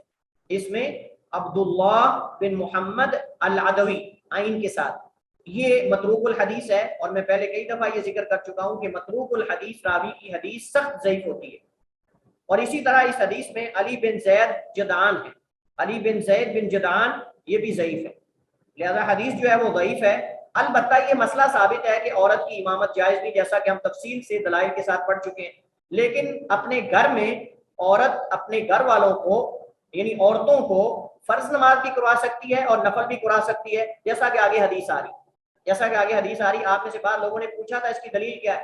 جیسے کہ عطاء الرحمن تھا، اس کے علاوہ اور بھی کئی، تو انہوں نے پوچھا جس کی دلیل کیا، تو آگے دلیل آ رہی ہے انشاءاللہ وہاں اشارہ کریں گے اس بات کی طرف. لیکن اس حدیث میں کلام ہے. البتہ معنی صحیح ہے کہ کوئی عورت مرد کو امامت نہ کروائے، لیکن اگر کوئی بدو جو ہے عرابی، وہ احکام سمجھنے والا ہے، دین کی سمجھ رکھنے والا ہے، تو وہ کروائے گا امامت. اس میں مہاجر غیر مہاجر کا فرق ہی نہیں، اصل تو اللہ کے ہاں عزت اور اصل تو دین کی سمجھ ہے نا. تو اگر کسی بدو کو بھی دین کی سمجھ ہے تو وہ بھی شہری کو کروا سکتا ہے، دیہاتی شہری کو، شہری دیہاتی کو کروا سکتا ہے. اور اسی طرح راجح قول کے مطابق کسی فاسق انسان کی اقتداء میں بھی نماز پڑھنی جائز ہے، کسی فاسق انسان کے پیچھے بھی نماز پڑھی جا سکتی ہے، بشرطے کہ وہ امام ہو. مطلب یہ ہے کہ اگر کوئی اور امام میسر ہو تو ٹھیک ہے، وگرنہ اس کے پیچھے نماز پڑھنا بعض علماء کہتے ہیں مکروہ ہے، بعض کہتے ہیں کہ جائز ہے. لیکن صحیح بات یہ ہے کہ افضل یہ ہے کہ اگر کوئی دوسرا امام میسر ہو تو پھر دوسرے امام کو منتخب کرنا چاہیے. لیکن چونکہ قدیم زمانے میں جو امیر ہوتے تھے ان کے پیچھے نماز پڑھنا پڑتی تھی، اگر نہ پڑھو تو امیر اس کو جو ہے وہ سزا دیتا تھا جو پیچھے نہیں آتا تھا. وہ سمجھتا تھا کہ شاید یہ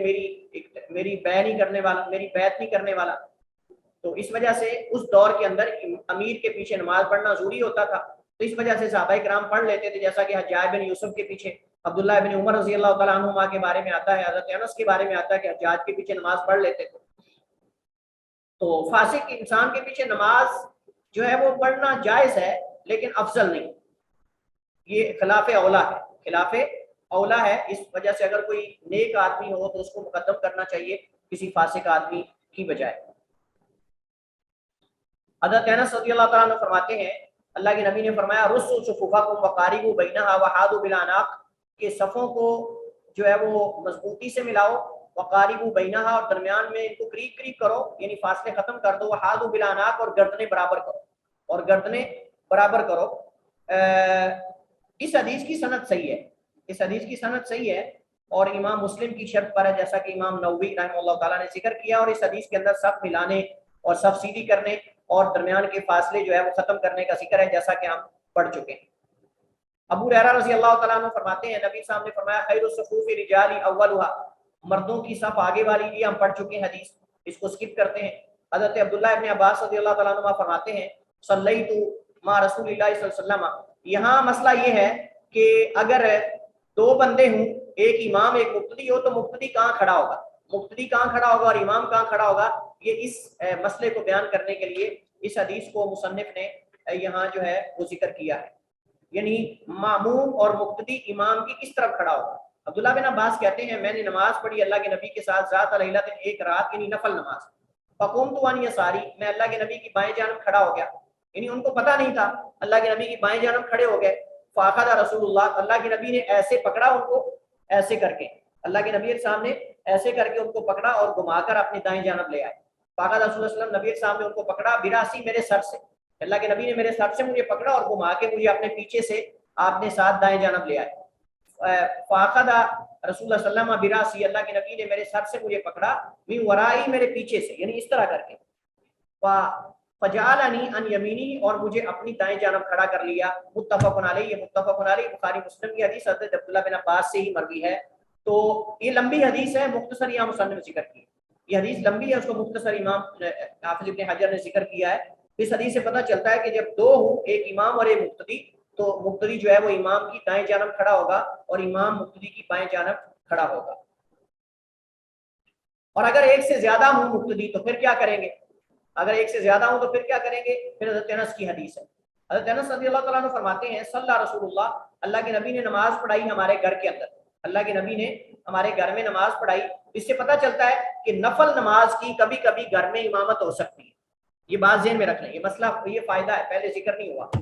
نفل نماز کی دن میں بھی کبھی کبھی جماعت ہو سکتی ہے، نفل نماز کی دن میں بھی کبھی کبھی جماعت ہو سکتی ہے، جیسا کہ یہاں اور ایک حدیث اور بھی ہے. حضرت مالک بن اتبان رضی اللہ تعالیٰ نبینا صحابی کے گھر میں آپ نے جا کے وہ کہتے تھے کہ میں مسجد میں نہیں آ سکتا، درمیان میں جو ہے وہ وادی ہے اور وادی کے اندر جو ہے وہ بوسی جانور ہیں اور میں نہیں آ سکتا، تو آپ نے فرمایا کہ اللہ کے رسول کو کہا کہ میرے گھر میں آ کے کہیں نماز پڑھ کے دکھا دو تاکہ وہاں میں نماز کی جگہ بنا لوں۔ تو اللہ کے نبی علیہ السلام گئے تو آپ صلی اللہ علیہ وسلم نے ان کے گھر والوں کو وہاں نفل نماز پڑھائی، آپ نے ان کے گھر والوں کو وہاں نفل نماز پڑھائی اور جماعت کے ساتھ پڑھائی۔ اور یہاں بھی حدیث میں حضرت انس فرماتے ہیں صلی اللہ علیہ وسلم، اللہ کے نبی نے نماز پڑھائی، فقمت انا والیتیم، تو کھڑا ہوا میں اور بچہ، یتیم کا معنی غیر بالغ بچہ تھا ایک، جو کہ حضرت انس کا جو ہے وہ ستیلا بھائی تھا، مطلب حضرت انس کا خیافی بھائی، مطلب ان کے جو مطلب ماں کی طرف سے، اور ماں کی طرف سے کون سے؟ حضرت ابو طلحہ انصاری رضی اللہ تعالیٰ عنہ، چونکہ حضرت انس کی والدہ پہلے مالک کے گھر میں تھی جیسے کہ تفصیل میں بتا چکا ہوں، پھر اس کے بعد انہوں نے حضرت ابو طلحہ انصاری جو ہیں ان سے نکاح کر لیا۔ تو حضرت ابو طلحہ انصاری سے جو عبداللہ ابن ابی طلحہ، جن کا بھی ہم نے ذکر پڑھا تھا، عبداللہ ابن ابی طلحہ غالباً وہ تھے کیونکہ وہ کم عمر تھے، تو کہتے ہیں وہ اور میں اللہ کے نبی کے پیچھے تھے،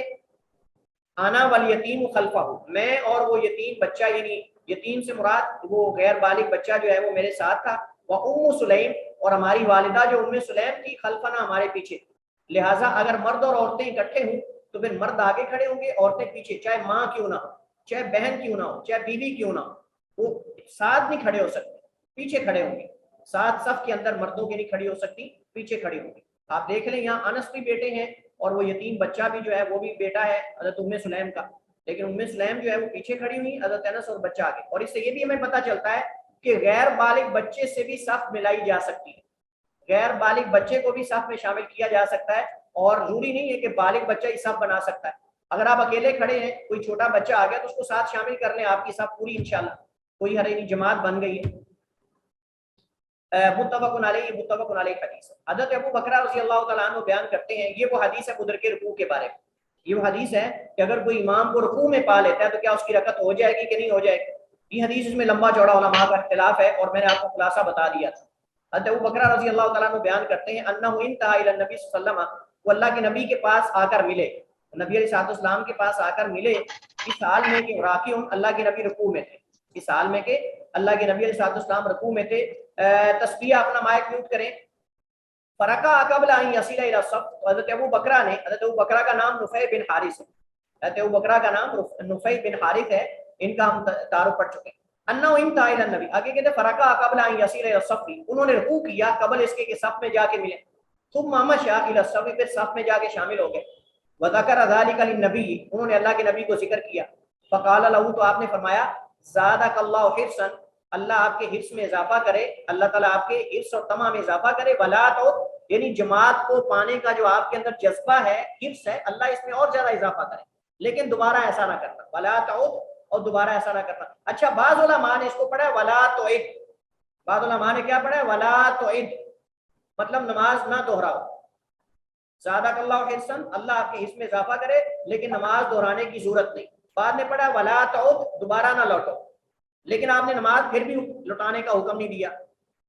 یعنی آپ ولا تعد پڑھیں یا ولا تعد پڑھیں، ہر دو صورت میں نماز دہرانے کا ذکر نہیں کہ انہوں نے نماز کی رکعت دہرائی ہو، بلکہ یہ رکعت قبول کی اللہ کے نبی نے، اس کو صحیح قرار دیا، تو فرمایا ولا تعد یا ولا تعد، دونوں اعراب درست ہیں۔ تو اگر ہم پڑھیں گے ولا تعد تو اس کا معنی ہے دوبارہ ایسا نہ کرو، اور اگر ہم پڑھیں ولا تعد تو پھر اس کا معنی یہ ہے کہ نماز نہ دہراؤ، اور دونوں طرح کے اعراب علماء نے پڑھے۔ وزاد ابو داؤد، اور امام ابو داؤد نے اس میں اضافہ کیا ہے فرکع دون الصف، انہوں نے صف سے پہلے جو ہے رکوع کر لیا، پھر آگے جا کے ملے، ثم مشى، پھر چلے، الی الصف، صف تک، یعنی صف تک چل کے گئے۔ تو ہو سکتا ہے کہ اللہ کے نبی علیہ السلام نے ان کو یہ چلنے کی وجہ سے منع کیا، یا ہو سکتا ہے آپ نے رکوع میں ملنے کی وجہ سے کہا ہو کہ ایسا نہ کرو، لیکن صحیح بات یہ ہے کہ ان کا جو اس طرح پیچھے سے چل کے جانا تھا یہ اللہ کے نبی نے منع کیا تھا۔ لہذا صحیح بات یہ ہے کہ اگر کوئی شخص امام کو رکوع میں پا لیتا ہے اور وہ کھڑے ہو کے تکبیر کہتا ہے، تکبیر تحریمہ، اور اس کے بعد رکوع میں مل جاتا ہے تو انشاءاللہ اس کی رکعت ہو جائے گی، انشاءاللہ اس کی رکعت ہو جائے گی۔ اور اگر کوئی کہتا ہے جی رکعت نہیں ہوتی اور میں دوبارہ رکعت پڑھوں گا تو انشاءاللہ اس میں بھی کوئی حرج والی بات نہیں، معاملے میں وسعت ہے، انشاءاللہ اس میں تکلف نہیں ہے۔ باقی یہ سوال کہ اللہ کے نبی نے تو فرمایا کہ سورہ فاتحہ کے بغیر نماز ہی نہیں، تو یہاں اللہ کے نبی خود جب اجازت دے رہے ہیں تو آپ کون ہوتے ہیں اعتراض کرنے والے؟ یعنی شریعت جس کو چاہے مستثنا کر دے، شریعت جس کو چاہے مستثنا کر دے. لہذا جب شریعت نے یہاں مستثنا کر دیا مسئلہ کہ مدرک رکوع اگر عادت نہ بنائے، اگر کبھی کبھی اسے ایسا ہو جاتا ہے تو انشاءاللہ کوئی حرج نہیں، اس کی رکعت ہو جائے گی. حضرت وابصہ بن معبد رضی اللہ تعالیٰ عنہ روایت کرتے ہیں، یہ حدیث ابھی ہم پڑھ کے آئے ہیں کہ آپ نے ایک بندے کو دیکھا جو پیچھے نماز پڑھ رہا تھا. آپ نے ایک بندے کو دیکھا جو پیچھے اکیلا نماز پڑھ رہا تھا، تو اللہ کے نبی علیہ السلام نے جو ہے اس کو کہا کہ نماز دہراؤ. اللہ کے نبی نے اسے نماز دہرانے کا حکم دیا. اس حدیث کو امام ترمذی نے حسن قرار دیا، امام بغوی نے. اس حدیث کی سند میں کلام ہے، لیکن صحیح بات یہ ہے جیسے میں نے آپ کو بتایا کہ حدیث صحیح یا حسن درجے کی ہے اور یعنی قابل حجت ہے. وَلَهُ عَنْ طَلْقِ بْنِ عَلِيٍّ، حضرت طلق بن علی سے ہی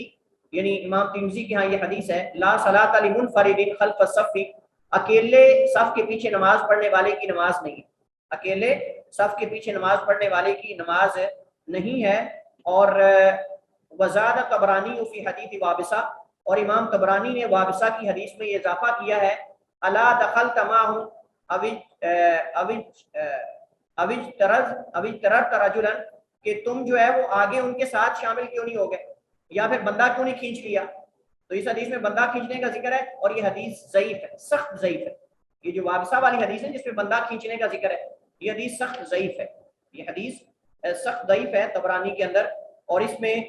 سری بن اسماعیل راوی ہے، سری سین کے ساتھ، سری بن اسماعیل راوی ہے جو کہ سخت ضعیف، بعد نے کہا متروک الحدیث ہے، اور متروک الحدیث راوی کی روایت سخت ضعیف ہوتی ہے. لہذا بندہ کھینچنے کے بارے میں کوئی صحیح حدیث نہیں ہے. یہ رہی یہ طبرانی کی روایت، اس کی طرف مصنف نے اشارہ کیا حضرت وابصہ کی حدیث، تو یہ سخت ضعیف ہے. حضرت طلق بن علی والی حدیث صحیح ہے جو پہلے، والا ہوا طلق لا صلاۃ لمنفرد خلف الصف، اکیلے صف کے پیچھے نماز پڑھنے والے کی نماز نہیں، یہ حدیث صحیح ہے. اور اس کے بارے میں تفصیل ہم ساری پڑھ چکے ہیں، لہذا دوبارہ اسے دہرانے کی ضرورت نہیں ہے. اس حدیث میں نماز میں چلنے کے آداب کا ذکر ہے. اس حدیث میں حضرت ابو ہریرہ کی حدیث جو ہم پڑھ رہے ہیں، ابھی پڑھنے لگے ہیں، اس حدیث میں نماز میں چلنے کے آداب کا ذکر ہے کہ جب نماز کی طرف جائیں تو اطمینان کے ساتھ، سکون کے ساتھ، سکینت کے ساتھ، وقار کے ساتھ جانا چاہیے. یہ نہ ہو کہ انسان بھاگا بھاگا جائے اور جا کے ذکر و اذکار بھی بھول جائیں اور زبان پہ کچھ چڑھے ہی نہ، سانس پھولا ہوا ہو اور جا کے نماز میں کھڑا ہو جائے. ایسا نہیں، بلکہ پورے اطمینان، سکون اور وقار کے ساتھ جانا چاہیے. ابو ہریرہ رضی اللہ تعالیٰ عنہ روایت کرتے ہیں، اللہ کے نبی سے کہا، آپ نے فرمایا، اذا سمعتم الاقامۃ، جب تم اقامت کی آواز سن لو، فمشوا الی الصلاۃ، نماز کی طرف چلو، وعلیکم السکینۃ والوقار، اور اس حال میں کہ تمہارے اوپر سکینت اور وقار، سکون اور وقار کے ساتھ. یعنی سکون کا معنی آہستہ آہستہ اور وقار کا معنی یعنی حرکات ایسی نہ ہو، ایسے ایسے ایسے ایسے یا ایسے ایسے ایسے ایسے، یہ وقار کے خلاف ہے. مومن وقار کے ساتھ چلتا ہے، ایسے نہیں جیسے کوئی اونٹ چل رہا ہوتا ہے یا کوئی گھوڑا چل رہا ہوتا ہے، ایسے نہیں، بلکہ وقار کے ساتھ جانا ہے. ولا تسرعوا، اور جلدی نہ کرو. وما ادرکتم فصلوا، جو پالو پڑھ لو، وما فاتکم، جو فوت ہو جائے، فاتمو، اس کو پورا کر لو. لیکن بھاگنے کی اور جلدی پہنچنے کی کوشش کرو، سانس پھولا ہوا ہو، وہاں جا کے نماز میں کھڑے ہو جاؤ، کچھ ذکر بھی کرنے کا موقع نہ ملے، سانس کی وجہ سے، سانس پھولنے کی وجہ سے توجہ ساری سانس کو ختم کرنے کی طرف ہو. مطلب یہ اس وجہ سے اللہ کے نبی علیہ السلام نے جو ہے وہ اس چیز سے منع کیا ہے کہ جو ہے وہ بھاگ کر نہیں جانا چاہیے. اچھا، یہاں ایک اور مسئلہ ہے، بعض علماء نے اس کے فوائد ذکر کیے کہ کیوں آپ نے منع کیا ہے کہ آپ بھاگ کے نہ جاؤ، سکینت اور وقار کے ساتھ جاؤ. ایک تو یہ ہے کہ جب انسان اطمینان اور سکون کے ساتھ نماز میں جا کے ملے گا تو اس سے انسان کو خشوع و خضوع حاصل ہوگا. لیکن اگر بھاگتا بھاگتا جائے گا تو خشوع و خضوع نہیں ہوگا، نمبر ایک. نمبر دو، نبی علیہ السلام کے حکم پر عمل ہے، نبی علیہ السلام کے حکم کی تعمیل کرے گا اگر آہستہ آہستہ جائے گا. اللہ کے نبی کی سنت اور آپ کے حکم کی اتباع ہے کہ آپ نے کہا جلدی نہ کرو، بھاگو نہ. اور اگر نہیں بھاگتا، وقار کے ساتھ جاتا ہے، سکون کے ساتھ جاتا ہے. وقار سے مراد وقار یعنی عزت کے ساتھ چلنا. وقار کا مطلب بندہ نہیں جس کا نام وقار ہے، یہ نہیں کہ وقار کو ساتھ لے کے جائے. وقار نامی بندہ یہاں مراد نہیں، وقار سے مراد یعنی جو ہمارے ہاں ایک عادت ہے، سکون اور وقار یعنی کیفیت کے ساتھ، یہ نہیں کہ بندہ وقار اس کو لے کے ساتھ جائے. اچھا، تو دوسری بات یہ کہ اللہ کے نبی کے حکم کی تعمیل ہے اگر آہستہ چلے گا. تیسرا یہ ہے کہ اس سے جو ہے وہ جتنا آہستہ چلے گا اتنے قدم زیادہ بڑھیں گے، جتنا آہستہ چلے گا اتنے قدم زیادہ بنے گے مسجد کی طرف جانے، اور جتنے بڑے بڑے قدم رکھے گا اتنی نیکیاں کم ملیں گی. آپ جانتے ہیں وَكَثْرَةُ الْخُطَىٰ إِلَى الْمَسَاجِدِ، وَكَثْرَةُ الْخُطَىٰ إِلَى الْمَسَاجِدِ. اللہ کے نبی نے فرمایا کہ یہ بہترین عمل ہے کہ آپ زیادہ قدم چل کے مسجد کی طرف جائیں. वकसरत खुता, ज्यादा चलना, कदम बढ़ाना मस्जिद की तरफ। तो वो जब सहाबाए किराम ने मस्जिद से दूर घर बना लिए तो आपने फरमाया कि कोई बात नहीं, ये तुम्हारे अकदाम जो मस्जिद की तरफ आने के ये भी लिखे जाते हैं। उन्होंने कहा काश हमारे घर भी मस्जिद नबी के करीब होते। आपने कहा कोई बात नहीं, आप जो है अफसुर्दा ना हो, आप जितने चल के आते हो ये तुम्हारे कदम और आसार लिखे जाते हैं। तो लिहाजा जितना आहिस्ता चलेगा उतने कदम ज्यादा उठाएगा और जितना तेज चलेगा उतने कदम कम बनेंगे। तो ये भी एक हिकमत है जिसकी तरफ लोग तवज्जो नहीं करते। हज़रत उबई बिन काब रज़ी अल्लाह ताला रिवायत करते हैं, नबी साहब ने फरमाया कि आदमी की नमाज ये हम पढ़ चुके हैं, आदमी की नमाज एक आदमी के साथ, दो के साथ, तीन के साथ, ये हम पढ़ चुके हैं, हदीस ज्यादा दोबारा नहीं दोहराएंगे। उम्मे वरका, ये हदीस है औरत की इमामत के बारे में, तवज्जो के साथ रहिएगा। ये हदीस है औरत की इमामत के बारे में कि औरत औरतों को फर्ज नमाज की इमामत भी करवा सकती है और नफल की भी इमामत करवा सकती है। वान उम्मे वरका, उम्मे वरका बिनते अब्दुल्लाह इब्न अल हारिस, उम्मे वरका इनकी कुनियत है और ये अब्दुल्लाह इब्न अल हारिस की बेटी है। अन उम्मे वरका बिनतुल हारिस बिन उवैमिर बिन नौफल अल अंसारिया, अंसारिया औरत, अंसार में से है, अपनी कुनियत से मशहूर थी। अल्लाह के नबी अलैहिस्सलाम इनके पास जाया करते थे और ये अल्लाह के नबी की खिदमत किया करती थी और अल्लाह के नबी ने इनका नाम मोहब्बत से शहीदा रखा था। इनको अल्लाह के नबी शहीदा कहते थे। इनकी जिंदगी के हालात जिंदगी के बारे में सुनन नबी दाऊद के अंदर कुछ हदीस की तरफ मुसन्निफ ने इशारा किया, एक लंबी हदीस, तो हमारा यहाँ हमारे पास टाइम नहीं, सिर्फ मकसद इशारा है। तो ये सहाबिया बयान करती हैं अल्लाह के नबी ने उन्हें हुक्म दिया, अन्ना नबी सल्लल्लाहु अलैहि वसल्लम, अल्लाह के नबी ने अमरहा हुक्म दिया उसे, अंत उम्मा अहल दारिहा, अपने घर वालों को इमामत करवाएं, अपने घर वालों को इमामत करवाएं, अल्लाह के नबी ने हुक्म दिया उन्हें। और साफ ज़ाहिर है कि घर में औरतें ही होती हैं, मर्दों का तो मस्जिद में आना जरूरी है, तो या बच्चे होते हैं या औरतें होती हैं, बात समझे ना आप। तो अल्लाह के नबी ने उन्हें हुक्म दिया कि घर वालों को इमामत करवाएं। सुनन नबी दाऊद की हदीस है, सुनन नबी दाऊद की हदीस है और इब्ने खुज़ैमा के अंदर हदीस मौजूद है। इस हदीस की सनद में अगरचे कलाम है, इस हदीस की सनद में अगरचे कलाम है, लेकिन इस हदीस को इमाम दारकुतनी ने, इसी तरह इमाम इब्ने खुज़ैमा ने सही कहा है, हाफिज इब्ने हजर ने हसन कहा है, इमाम दारकुतनी ने भी हसन कहा है और बहुत सारे उलमा ने इस हदीस को हसन कहा है। और हसन दर्जे की हदीस सही की किस्म में से है, हसन दर्जे की हदीस हसन ली जाती ही सही की अकसाम में से है। लिहाजा इससे मसला साबित ये होता है कि औरत अपने घर वाली खवातीन को, गैर बालिग बच्चों को, छोटे बच्चों को इमामत करवा सकती है और नफल की भी करवा सकती है, फर्ज की भी करवा सकती है। और हदीस आम है, हदीस आम है, इसके अंदर नफल का भी जिक्र है और फर्ज का भी जिक्र है। इसी तरह दीगर अहादीस इसकी तईद करती हैं, दीगर अहादीस इसकी तईद करती हैं, जैसा कि हज़रत आयशा रज़ियल्लाहु तआला अन्हा, हज़रत उम्मे सलमा रज़ियल्लाहु तआला अन्हा से मरवी है कि वो दोनों औरतों की इमामत करवाया करती थी फर्ज नमाज में। हज़रत आयशा भी फर्ज नमाज पढ़ाया करती थी बाजमात, हज़रत उम्मे सलमा भी। और ये जो हदीस है हज़रत आयशा की मुसन्नफ़ अब्दुर रज़्ज़ाक़ में है और दारकुतनी में है, बैहकी में है, इब्ने हज़म ने मुहल्ला में जिक्र की है और इस तरह और भी किताबों में। और हज़रत उम्मे सलमा का जो असर है कि हज़रत उम्मे सलमा भी फर्ज नमाज पढ़ाया करती थी सहाबियात को, तो इसका जो इसकी तखरीज इमाम शाफी ने इसे अपनी जो है वो मुस्नद में जिक्र किया है, अब्दुर रज़्ज़ाक़ ने मुसन्नफ़ में, इब्ने अबी शैबा ने अपनी मुसन्नफ़ में, दारकुतनी ने अपनी सुनन में, बैहकी ने अपनी सुनन कुबरा में, इब्ने हज़म वगैरह ने। और ये दोनों असर जो हैं इनके मुताबात और शवाहिद हैं और सही है। लिहाजा खुलासा कलाम तीनों हदीस को मिलाकर, हज़रत उम्मे वरका वाली हदीस को मिलाकर, हज़रत आयशा की हदीस को, हज़रत उम्मे सलमा की हदीस को, तीनों को मिलाकर ये पता चलता है कि सहाबियात सहाबा इकराम के ज़माने में और नबी अलैहिस्सलाम के ज़माने में औरतों को इमामत करवाती थी, फ़र्ज नमाज की भी और नफल नमाज की भी। लिहाजा दोनों तरह की इमामत करवाना औरतों के लिए जायज़ है, लेकिन औरत मर्द की इमामत नहीं करवा सकती, जैसा कि हम मसला तफसील के साथ पढ़ चुके हैं। लिहाजा मसला वाज़ेह है इंशाअल्लाह, और उम्मीद है कि आप लोगों के ज़हन में जो इश्कालात थे वो खत्म हो चुके हैं इस हवाले से। हज़रत अनस रज़ियल्लाहु ताला अन्हु बयान करते हैं, अन्ना नबी सल्लल्लाहु अलैहि वसल्लम इस्तखलफा इब्न उम्मे मक्तूम यउम्मुन नासा व हुवा आमा। अल्लाह के नबी जब जंग में जाते थे तो हज़रत अब्दुल्लाह इब्न उम्मे मक्तूम जो कि मुअज्जिन थे उनको इमामत के लिए छोड़ जाते, वो लोगों की इमामत करवाते थे। इस हदीस से पता चलता है कि नबीना शख्स भी इमामत करवा सकता है, नबीना शख्स भी इमामत करवा सकता है, जैसा कि अब्दुल्लाह इब्न उम्मे मक्तूम रज़ियल्लाहु ताला अन्हु बहुत जलील और कदर साहबी हैं, जलील और कदर साहबी हैं, जिनके बारे में वो आयात नाज़िल हुई, अबसा व तवल्ला अन जाअहुल आमा वमा युद्रीका लअल्लहु यज़क्का औ यज़क्करु फतनफ़अहु ज़िक्रा। ये जो आयात हैं ان کے بارے میں نازل ہوئی. عبداللہ ابن مکتوم اذان کہتے تھے, یہ فجر کی اذان یہ کہتے تھے. حضرت بلال پہلی اذان کہتے تھے, یہ فجر کی اذان کہتے تھے, اور ہم کتاب الاذان کے اندر یہ پڑھ چکے ہیں. حدیث صحیح ہے انشاءاللہ, اور اس سے پتہ چلتا ہے کہ نبینا امامت کروا سکتا ہے. عبداللہ ابن عمر رضی اللہ تعالیٰ عنہ فرماتے ہیں کہ رسول اللہ صلی اللہ علیہ وسلم نے فرمایا صلو علی من قال لا الہ الا اللہ,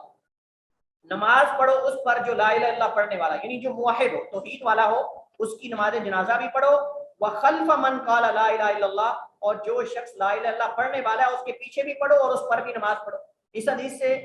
مصنف نے اس کو اس وجہ سے ذکر کیا ہے کہ فاسق انسان کے پیچھے بھی نماز ہو جاتی ہے, فاسق انسان کے پیچھے بھی نماز ہو جاتی ہے. لیکن اس حدیث کی سند سخت ضعیف ہے, اس حدیث کی سند سخت ضعیف ہے, چونکہ اس میں عثمان بن عبد الرحمن الزہری, عثمان بن عبد الرحمن الزہری راوی ہے جو کہ سخت ضعیف ہے, جس کی وجہ سے حدیث ضعیف ہے. البتہ اس حدیث کے مطابقات موجود ہیں, معنی صحیح ہے کہ موحد آدمی پر نماز جنازہ پڑھا جائے گا, اور موحد کے پیچھے اگرچہ وہ فاسق ہو لیکن توحید والا ہے, اگرچہ گناہ گار ہے, فاسق ہے, اس کے پیچھے نماز ہو سکتی ہے, اس کے پیچھے نماز ہو سکتی ہے. سند ضعیف ہے لیکن معنی صحیح ہے, اور اس کے مطابقات اور شواہد بکثرت موجود ہیں. عبداللہ ابن عمر, حضرت انس, کئی صحابہ کرام جو ہے حجاج بن یوسف جیسے بندے کے پیچھے بھی نماز پڑھ لیتے, تو انشاءاللہ مسئلہ صحیح ہے. اچھا, اس کے بعد حدیث ہے, اور یہ ہماری آخری حدیث ہے اس باب کی, تو انشاءاللہ ہمارا اس کے ساتھ یہ باب مکمل ہو جائے گا. حضرت علی بن ابی طالب رضی اللہ تعالیٰ عنہ فرماتے ہیں کہ نبی علیہ السلام نے فرمایا اذا آتا احدکم الصلاۃ, جب تم میں سے کوئی نماز میں آئے, والامام علی حال, اور امام کسی خاص حالت میں, یعنی امام جس حالت میں بھی ہو, فلیصنع کما یصنع, تو امام کی طرح کرے,